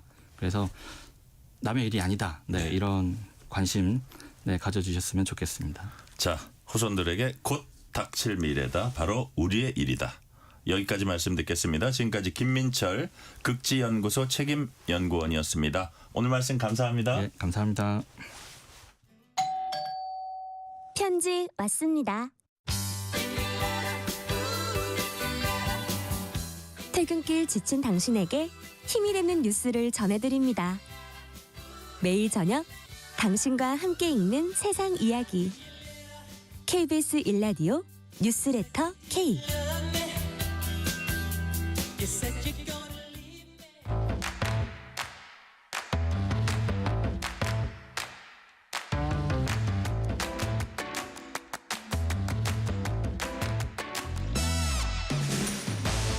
오늘 가장 뜨거운 뉴스, 화제 소식 쏙쏙 골라서 전해드립니다. 뉴스레터 브리핑. 오늘은 김윤아 국민일보 기자 나오셨습니다. 김윤아 기자님 어서 오세요. 네, 안녕하세요. 밀가루 업체가 가격 담합했다가 최근에 이제 적발됐었습니다. 후속 조치로 가격 인하하겠다고 밝혔었는데 CJ제일제당 여기서 한 차례 더 가격을 인하하겠다고 했죠. 네, 앞서서 업소용 밀가루 제품을 평균 4% 그리고 네. 소비자용 제품 가격을 5.5% 내렸는데 여기에 더해서 밀가루 제품 가격을 평균 5% 추가 인하한다 이렇게 밝혔습니다. 네. 한 달 사이에 두 차례나 가격을 낮춘 건 굉장히 이례적인데요. 회사 측은 정부의 물가 안정 기조에 적극 동참하기 위한 것이다. 고객과 소비자의 부담을 덜 수 있도록 노력하겠다. 이렇게 배경을 설명을 했습니다. 네. 물론 소비자 입장에서는 이렇게 가격을 내린 게 반가운 일이긴 한데 좀 씁쓸한 건 담합조사 이후에 가격 인하가 이루어졌다는 점입니다. 지난주에도 전해드렸지만 CJ제일제당을 비롯해서 삼양사, 대한제분과 같은 제분사들이 가격을 담합한 걸로 드러났잖아요. 그리고 나서 직후에 5% 가격 인하하겠다라고 밝혔다가 네. 한 번 더 추가 인하를 결정을 한 겁니다. 주병기 공정거래위원회 위원장은 지난 23일에 국회 정무위원회 업무보고에 출석해서 적어도 10%는 내려야 한다 이렇게 강조를 했거든요. 네. 가격 담합으로 이 소비자 피해가 발생했는데 5% 인하는 너무 적다는 겁니다. 그래서 물론 이 발언 때문에 가격을 추가 인하했다라고 볼 수는 없지만 정부가 계속 가격 담합 행위에 대해서 강도 높은 제재를 가하겠다 이렇게 압박하는 상황이어서 네. CJ제일제당 외에도 다른 업체들도 추가 인하에 나설 가능성이 큰 상황입니다. 이렇게 이제 밀가루 가격이 내려가면요. 이제 빵 같은 건 이제 밀가루를 원재료로 하는데 빵값도 내려가게 됩니까? 네, 대형 프랜차이즈들이 인하를 결정을 했습니다. 그러니까 정상적이라면 이 원재료 가격이 떨어지면 최종 소비자 가격도 내려가야 합니다. 그래서 네. 아직 뭐 본격적인 움직임이다라고 평가하기는 이르지만 대형 제빵 프랜차이즈 두 곳이 가격 내린다고 밝혔습니다. 대표적인 곳이 이곳이 파리바게뜨와 뚜레쥬르인데요. 파리바게뜨는 총 6종의 빵을 대상으로 최대 1,000원까지 가격 낮추기로 했고요. 뭐 많이 찾는 단팥빵, 소보루빵, 슈크림빵 가격이 100원에서부터 이제 인하를 하게 됩니다. 케이크 가격도 내리기로 했는데 인기 캐릭터가 들어간 케이크 5종은 최대 10,000원까지 가격이 떨어지는 상품도 있습니다. 적용 시점은 다음 달 13일부터고요. 경쟁사인 뚜레쥬르도 가격 인하에 동참하겠다고 밝혔는데 다음 달 12일부터 단팥빵, 밤시빵 같은 16종의 소비자 가격을 최대 1,100원 내리기로 했습니다. 마찬가지로 캐릭터 케이크 중에서는 10,000원 인하되는 제품도 있습니다. 네, 입학 시즌 되면 교복에 생활복, 체육복까지 이제 마련해야 해서 학부모들 부담 큽니다. 정부가 교복 가격이 적정한지 이것도 들여다보기로 했죠? 네, 교육부가 다음 달 16일까지 전국 중고교를 대상으로 전수조사를 벌이기로 했습니다. 품목별로 단가를 일일이 분석하겠다는 건데요. 그러니까 가격을 매기는 과정에서 입찰 담합이 있었는지도 들여다본다는 계획입니다. 만약에 교복 구매 입찰 과정에서 사전에 가격을 합의하는 식으로 부당 공동행위가 포착될 경우에는 경찰에 수사 의뢰하고 과징금까지 부과하기로 했습니다. 현재 교복비는 1인당 한 34만 원 정도고요. 이게 현물로 지원이 됩니다. 네. 그런데 교복만 필요한 게 아니거든요. 뭐 생활복이나 체육복까지 사야 하는데 이건 지원이 안 됩니다. 하지만 요새 학생들 보면 교복은 불편해서 거의 입지 않고 생활복이나 체육복만 입거든요. 이렇다 보니까 교육부는 이런 정장형 교복 대신에 생활복이나 체육복을 정식 교복으로 바꿀 수 있도록 권고하겠다고 밝혔습니다. 또 현물로 지원하는 게 아니라 현금이나 뭐 바우처 방식으로 전환을 해서 지원하는 방안도 권고를 하게 되는데 이렇게 되면 지원금을 받아서 교복 대신에 뭐 생활복이나 체육복을 살 수 있어서 네. 학부모들의 부담을 줄일 수 있다는 게 교육부의 설명입니다. 아까 정치 토크에서 잠깐 얘기하긴 했는데 지난해 11월, 12월 신분 변동이 있었던 고위공직자 120명 재산 공개했습니다. 자, 가장 많은 재산 신고한 사람 누구였어요? 네, 이한주 대통령 정책특별보좌관 겸 경제인문사회 연구회 이사장이었습니다. 네. 이한주 특보는 이 대통령의 40년 지기 정책 멘토로도 잘 알려진 인물인데요. 이재명 정부 출범 당시에 인수위원회 격인 국정기획위원회에서 위원장을 맡아서 5년간의 국정운영 밑그림을 그린 인물이기도 합니다. 근데 이 특보는 본인 명의의 서울 강남구 청담동 아파트 분양권 그리고 배우자 명의의 상가를 비롯해서 부동산만 55억가량을 신고를 했고요.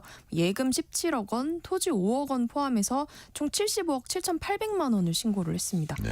2위는 최영찬 법제처 차장이었는데요. 54억 7천만 원을 신고를 했고 서울 반포동 아파트와 배우자가 소유한 대치동 빌라 지분 일부를 비롯해서 36억 8천만 원가량의 부동산 재산을 신고했습니다. 예금까지 합하면 54억 7천만 원 정도의 재산입니다. 네, 주제를 바꿔볼게요. 충북 충주시 홍보 유튜브 계정 운영에서 인기 끌었던 충주맨 김선태 뉴미디어 팀장이 사직을 하겠다고 밝힌 바 있죠. 그래서 그게 또 화제가 됐었는데 자, 공무원 안정적인 직업으로 꼽힙니다. 이렇게 정년 전에 퇴직하는 공무원들 많다. 이런 통계가 나왔어요? 네, 인사혁신 통계연보를 봤더니 2024년을 기준으로 전체 국가공무원 퇴직자 가운데 의원 면직 인원이 전체 퇴직자의 59%에 달하는 걸로 조사가 됐습니다. 네. 그러니까 정년을 맞이하기 전에 자발적으로 사직하는 사람이 10명 중에 6명 꼴이라는 뜻입니다. 이렇게 공무원 의원 면직 인원 추이를 보면 네. 뭐 매년 평균 1,000명씩 늘어나는 추세입니다. 직급별로는 6, 7급 공무원들이 가장 많았는데요. 공직사회 허리에 해당하는 공무원 상당수들인데 이 사람들이 중도에 떠났다라는 뜻입니다. 그러니까 요즘 공무원뿐만 아니라 뭐 민간 기업에서도 이 중간 관리자들의 고충 토로하는 경우가 많은데 네. 이런 영향이 공무원 사회에도 적용을 한 걸로 보입니다. 그리고 직군별로 보면 교육 공무원이 특히 많았는데요. 네. 일반 공무원 말고도 외무, 경찰, 소방, 교육 공무원 이렇게 다 포함하는 특정직 공무원까지 넓혀봤을 때 전체 의원 면직자 중에서 4분의 3가량이 이 교육 공무원이었습니다. 그리고 경찰 공무원도 5분의 1가량을 차지하는 상황입니다. 네, 그렇군요. 그렇다면 이렇게 퇴직을 하는 이유 어떤 것들이 좀 가장 큰 이유인지 어떤 것들이 꼽히고 있습니까? 네, 뭐 부처나 직급에 따라서 차이가 있긴 하지만 업무 강도나 연차 대비 낮은 임금을 받는 것에 회의를 느끼는 분위기가 좀 확산되고 있는 걸로 보입니다. 네. 또 민원인 응대로 인한 스트레스도 크게 작용을 하고 있고요. 그리고 직업을 바라보는 가치관 자체가 좀 달라진 영향도 있겠습니다. 그러니까 예전에는 사실 평생 직장이라는 개념이 강했기 때문에 직업 안정성이 높은 공무원을 굉장히 선호를 했잖아요. 그런데 최근에는 평생 다니지 않고 뭐 다양한 일을 여러 번 도전을 해보자 이렇게 생각하는 젊은 세대들도 많기 때문에 이 공무원의 직업 안정성이 크게 매력으로 작용하지 않고 있는 겁니다. 특히 공무원 사회는 민간에 비해서 내부 승진도 느리고 또 경쟁은 치열하기 때문에 젊은 직원들이 상대적으로 보수도 많고 또 성과 보상도 강한 그런 민간 기업으로 옮기는 경우가 많은데요. 특히 예전에는 뭐 고위 공무원 정도가 돼야지만 옮기고 했었는데 요즘에는 젊은 친구들이 많이 옮긴다고 합니다. 네. 최근 온라인에서 한국 누리꾼들과 동남아시아 누리꾼들 간의 갈등이 이제 커지고 있다고 합니다. 동남아 누리꾼들이 K-팝, K-드라마, 불매운동까지 벌이고 있다고 해요. 어떤 일이 있었던 겁니까? 네, 사건이 발단이 됐던 건 지난달 31일에 말레이시아에서 열린 K-팝 밴드 데이식스의 콘서트 때였습니다. 그러니까 당시 한국인 팬 한 명이 일명 대폭 카메라로 불리는 대형 카메라를 들고 이 콘서트 현장을 무단으로 촬영을 하다가 관리위원한테 적발이 됐는데요. 네. 카메라 크기가 워낙 크다 보니까 주변에 있었던 말레이시아 팬들이 그 공연을 관람하는 데 방해가 됐던 겁니다. 그래서 말레이시아 누리꾼들이 이 한국인의 옆모습을 SNS에다가 올리면서 굉장히 무례한 행동이다라면서 비판의 글을 올렸습니다. 그래서 이 당시에 대폭 카메라를 들었던 당사자가 나타나서 SNS에다가 피해를 보신 주변 분들께 사과드린다 이렇게 공개 사과문을 올리면서 일단락이 되는가 싶었는데요. 아까 말레이시아 누리꾼이 이 사람의 사진을 올렸다라고 말씀드렸잖아요. 그래서 여기에 한국 누리꾼들이 이제 반응을 한 겁니다. 그래요. 일반인의 사진을 찍어서 조롱하는 행위는 몰상식하다 이러면서 비판을 한 거고요. 그러면서 양쪽의 설전이 시작이 됐고 동남아 누리꾼들은 이 동남아시아 연대를 외치면서 한국 누리꾼을 향해 함께 공격하자 이런 움직임까지 보였습니다. 그러면서 한국을 두고는 성형수술의 나라 이렇게 조롱을 하거나 한국 독립운동가를 비하하는 발언까지 쏟아냈고요. 그러자 다시 한국 누리꾼들은 동남아는 왜 거지처럼 살고 있냐? 동남아 발전을 못하는 이유가 지능이 낮아서다. 이런 식으로 모욕적인 발언을 서로 이어갔습니다.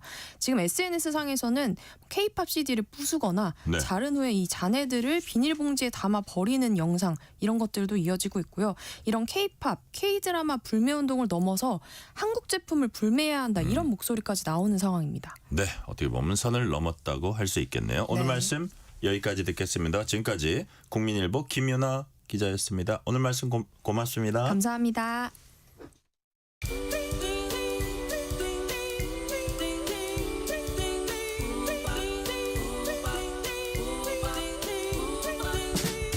오늘 하루 뉴스를 정리해주는 다정한 편지 한 통. KBS 일라디오 뉴스레터 K.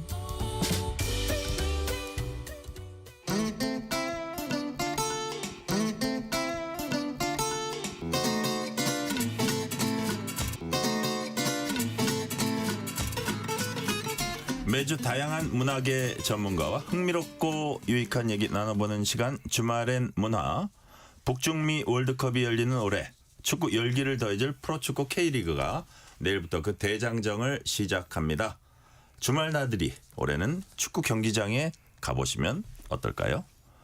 직관의 재미와 경기장 꿀팁까지 오늘은 한겨레 신문 신형철 기자와 얘기 나눠봅니다. 신형철 기자님 어서 오세요. 예, 안녕하세요. 네. 와. 이게 수원 삼성 유니폼입니까? 예, 작년 유니폼입니다. 작년 유니폼? 네, 올해 거는 이제 팔기 시작해가지고요. 매년 달라져요? 매년 달라집니다. 올해는 회사까지 바뀌어가지고요. 네, 새로 하나 사야 됩니다. 바뀌었다면은 어디? 푸마에서 이제 제조사가 바뀐 거죠. 제조사가 바뀌었다. 네, 네. 매년 바뀌는군요. 네, 디자인은 매년 바뀝니다. 디자인 매년 바뀌고, 네. 뭐 색깔은 비슷하더라도. 네, 맞습니다. 네네. 자, 우리 신영철 기자님, 뭐 당연히 스포츠부 기자인 줄 알았는데 정치부 소속이에요? 네, 맞습니다. 정치부에서 축구해요, 요즘? 정치부에서 축구를 하진 않고요. 네. 이제 뭐 기자협회 축구 대회나 뭐 이런 것들이 있긴 하죠. 하는데. 네, 네. 자, 그래서 제가 이제 약간 농담 비슷하게 한 건 죄송합니다. 여하튼 축구 얘기 워낙 그 광팬이시고 그러다 보면 오랜 시간 광팬이다 보면 또 사실상 전문가처럼 돼서 야 이게 정말 전문가구나 이런 느낌을 저는 이제 받고 있는데 자 축구 얘기를 오늘 하러 나오게 이제 섭외도 우리가 했겠지만 네. 나오시게 된 배경. 예. 제가 이번에 축구 보는 재미에 네. 관련된 칼럼을 하나 쓰면서 그렇군요. 이제 섭외를 해주셨는데 제가 정치부 기자기도 하지만 거의 태어났을 때부터 수원 삼성의 팬으로 응원을 했거든요. 예. 그래서 아마 섭외를 해주신 게 아닌가 싶습니다. 한 30년 된 거예요? 30년 됐습니다. 이제 딱 30년 됐고 팀이 생긴 지가 30년이 됐거든요. 팀 생긴 지도 30년 됐고 그러면 초창기 완전히 창립 멤버네요. 완전 아기 때부터 그 당시에는 월드컵 경기장은 없었고요. 네. 수원 종합운동장이라고 굉장히 오래된 축구 경기장이 아기 있었는데 때는 아버님 따라갔겠네요. 그렇죠. 와, 아버님이 또 팬이세요? 네, 그 모태 수원 팬이라고 할 수 있겠습니다. 그렇군요. 네. 모태 신자 들어봤네. 모태 수원 팬. 네. 자, 좋아하신 지 이제 30년 됐고 경기장 지금도 자주 가십니까? 네, 작년에 보니까 16번 가더라고요. 오, 그래요. 저는 사실 이렇게 TV 화면을 통해서 이렇게 막 그 관중석에서 열광하는 분들 보면 참 부럽다는 생각이 들더라고요. 저 야구장도 그렇고 축구장도 그렇고 그런 생각을 했었는데 그걸 이제 직관하면서 막 몸으로 즐기시는군요. 내일이면 프로축구 개막합니다. 내일도 우리 신 기자님 가세요? 네, 내일도 수원 경기를 보러 수원으로 갈 예정입니다. 그래요? 상대가 누구예요? 내일은 이랜드라는 팀인데요. 그러니까 원래는 저희가 약했던 팀인데 네. 올해는 감독이 바뀌기도 했고 그래서 꼭 2번 경기를 할 예정인데 시즌에 네. 2경기 다 이길 거라고 생각을 합니다. 아 그래요? 네. 여튼 이랜드전 또 내일 경기장 가시는 거고 자 전국 각지에서 경기 열리니까 아무래도 이제 내가 사는 곳과 정말 좋아하는 팀이 원정 경기를 하면 거기까지 가는 분들도 분명히 있을 겁니다. 맞습니다. 근데 처음에 한번 직관을 좀 이렇게 권고하고 이러실 때 그냥 가까운 곳에 가는 게 가장 쉽잖아요. 그렇죠? 그렇죠. 예. 그래서 이렇게 보시다 보면 중계에서 보는 거하고 경기장 가가지고 직접 보는 거 어떤 게 제일 다릅니까? 경기장을 가면 일단은 목이 찢어져라 소리를 지를 수 있다는 거. 그게 다르죠. 집에서는 사실 그렇게 소리를 지르면서 볼 수는 없는 거잖아요. 그렇죠. 예. 그거 자체가 몰입감 자체가 다릅니다. 네. 누구는 그런 얘기도 하는데 특히 이제 우리가 옛날에는 축구장 같으면 이렇게 이게 달리는 트랙이 있었는데 그 이제 간격을 줄이고 바로 선수들 뛰는 그 앞에까지 이제 거리를 좁혔잖아요. 그러면 숨소리, 땀 떨어지는 모습까지 막 리얼하게 보인다. 그런 측면도 있어요. 앞쪽에서는 그런 것까지 다 보이고요. 그리고 트랙이 없기 때문에 경기가 끝나면 같이 승리를 즐기는 그런 시간도 있거든요. 같이 만세삼창을 한달지 같이 노래를 부른달지 이런 시간이 있는데 그때 선수 표정 하나가 다 보입니다. 그래요. 네. 표정 보이고 헉헉댈 때 이게 좀 느껴지는 감도가 TV에서는 볼 수 없는. 그렇죠. KBS에서 방송하면서 TV에서 볼 수 없는 이러면 안 되는데 사실은. 여튼 실제 현장에 가보면 훨씬 더 이렇게 리얼하다 말씀이시잖아요. 네, 맞습니다. 그죠? 네. 자, 보통 제일 인기 많은 스포츠 하면 야구 꼽는 분들 많습니다. 야구하고 비교하자면 축구의 장점, 축구 관람의 장점 어떤 게 있습니까? 축구 관람이 조금 더 거친 면이 있는 것 같아요. 제 생각에는. 거친 면. 네, 예를 들면 상대방을 직접적으로 자극하는 그런 응원가도 있고, 심판이 마음에 안 들면 심판을 좀 비난하는 이런 응원가도 있고, 그게 좀 부담스러우실 분도 있지만, 그게 또 축구 직관의 매력이다 이렇게 생각합니다. 그렇죠. 직관의 매력. 그 다음에 또 야구도 그렇지만 축구 같은 경우도 특히 외국도 그렇고 우리나라도 완전히 정착한 것 같은데. 팀과 도시의 어떤 유대감이랄까 연계, 지역성. 지역성 우리가 어렸을 때 이제 교과서에서 배울 때는 지역성 타파해야 된다 했지만 스포츠에 있어서의 지역성은 어떤 긍정적인 효과가 있습니까? 그럼요. 그 지역 내 도시의 내 팀이다라고 생각을 하는 게 조금 더 몰입하는 효과가 나고요. 그렇죠. 특히 축구 같은 경우는 영국에서 그 노동조합에서 시작한 거기 때문에 그런 문화가 한국에도 들어와서 지역 간 라이벌리 매치 이런 것들이 굉장히 많고 그럴 때는 더 많은 팬들이 오기도 합니다. 그렇군요. 자, 뭐 예를 들어서 크게 보면 우리가 우리나라 응원을 하지 일본 응원하진 않잖아요. 그렇죠. 그죠? 그렇듯이 네. 자기 지역과의 어떤 연고성을 이제 마음속에 심어 놓으면은 훨씬 더 몰입감도 커진다. 맞습니다. 그런 말씀이시네요. 자, 이제 보니까 제가 사는 지역에는 없어요. 그럼 어떻게 해야 됩니까? 그게 K1 리그에 좀 포커스를 맞추셔서 그럴 가능성이 있어요. 아, 그래요? K2만 하더라도 지금 17팀이 더 있고요. 그리고 K3, K4까지 가면 거기는 이제 세미 프로 리그인데 그러다 보면 사실 내가 사는 지역 근처에 1시간 이내에 팀이 없을 수가 잘 없습니다. 네네. 자, 그러니까 어쨌든 K1에 사실 초점을 맞추기 마련인데 조금 더 넓혀 보면 또 그 팀들도 제법 잘 한다 이거죠. 그렇죠. 가면 또 그 팀을 응원하는 그런 재미가 있는 거고요. 그래요. 자, 제가 이제 응원하는 팀이 지면 기분이 이제 당연히 안 좋을 겁니다. 막 울어본 적도 있어요? 아, 저는 제가 응원한 팀이 강등된 지가 얼마 안 됐기 때문에 그때는 이제 서러워서 눈물이 났죠. 강등됐을 때 네, 그냥 네. 뭐 어떻게 게임 하나 진 거보다는 강등되니까 그거는 정말 이제 차원이 다른 이야기거든요. 그러니까요. 야, 일부에서 강등됐을 때 네네. 느낌이 어땠어요? 그때는 현실 인식이 잘 안 됐어요. 그 그래요? 경기장 자체도 막 욕설을 하고 이럴 줄 알았는데 그냥 조용해졌었거든요. 그렇군요. 무슨 얘기인지 알겠어요. 야, 강등됐을 때 그 마음. 야, 경기장에 처음 가보는 분들은 막 아까 목이 찢어져라 외친다 그러셨잖아요. 근데 뭐 그런 광적으로 즐기고 이게 다 좋습니다. 근데 우리가 뭐 잉글랜드나 이런데 뭐 훌리건들이 있어요. 막 돌아다니면서 어떤 폭력적인 그런 것들이 혹시나 우리나라도 가끔 폭력적인 부분이 있을 수 있는데 뭐 영국처럼 그게 상시적이진 않지만 걱정할 정도입니까? 뭐 걱정 안 해도 될 정도입니까? 물론 이게 받아들이신 분들에 따라 다르긴 할 텐데 야구나 이런 다른 스포츠에 비해서는 좀 거친 분위기가 있는 건 맞아요. 그렇기 때문에 좀 이런 분위기가 좀 우려가 된다라고 싶으신 분들은 경기장을 보면 사이드 쪽은 일반석이거든요. 골대 뒤가 응원석이고 그래서 응원석보다는 일반석에 먼저 가셔서 축구장의 분위기를 한번 좀 느껴보시고 그 응원석 쟤네 응원하는 거를 나도 한번 들어가서 참여를 해보고 싶다라는 생각이 드실 때 거기로 옮겨가는 것도 하나의 방법이라고 생각합니다.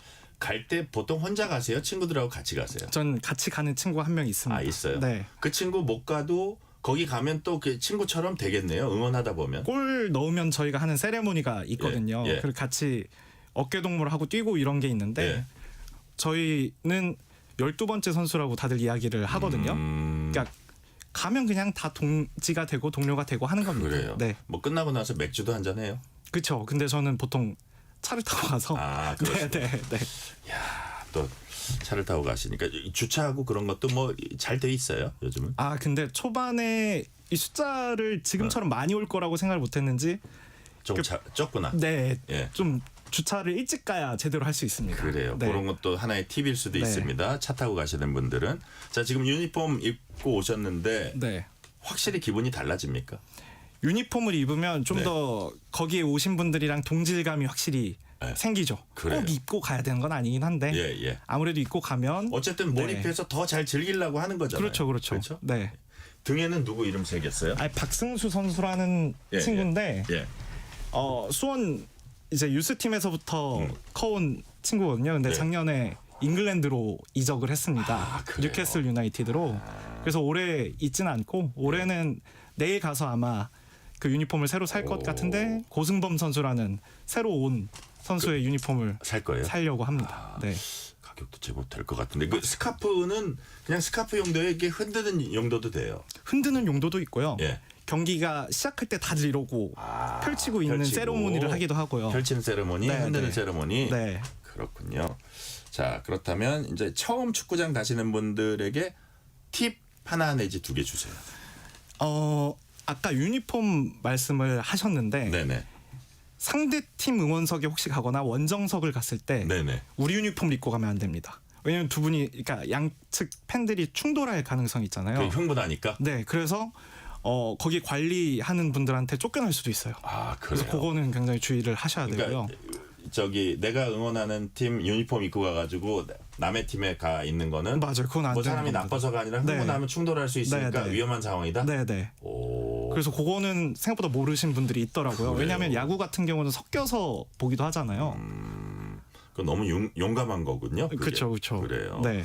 충돌의 가능성 어디 볼 때도 저 자리를 잘 잡아 가야 된다는 그런 말씀이시고 자 이제 투원 삼성에 대한 그 사랑이 남다르신데 자 올해 감독으로 선정된 이정효 감독 지휘봉 잡았습니다. 자 어떤 기대를 걸고 있습니까? 저희 팬들이 최근에 가장 많이 한 말이 우감효라는 말이거든요. 네. 우리 감독 이정효라는 말입니다. 그 정도로 진짜 애정을 듬뿍 담은 애칭이라고 할 수가 있는데요. 우감효. 네, 우리 감독 이정효야. 이런 식으로 약간 자랑하는 느낌인 거죠. 그래요. 네, 그 정도로 기대를. 감독이에요. 정말 최근에는 가장 그냥 한국 축구판에서 제일 주목받은 감독. 그래요. 이고 지난 시즌까지는 광주의 감독이었습니다. 그래요. 어쨌든 정말 명감독이다. 네. 자 그런 말씀이시고요. 마지막 질문 가기 전에 우리 청취자분께서 이제 문자를 주셨어요. 7049님입니다. 저희 집 근처에서도 경기 열리는지 궁금한데 이번 주말에는 어디서 경기 열리나요? 이거 다 기억하세요?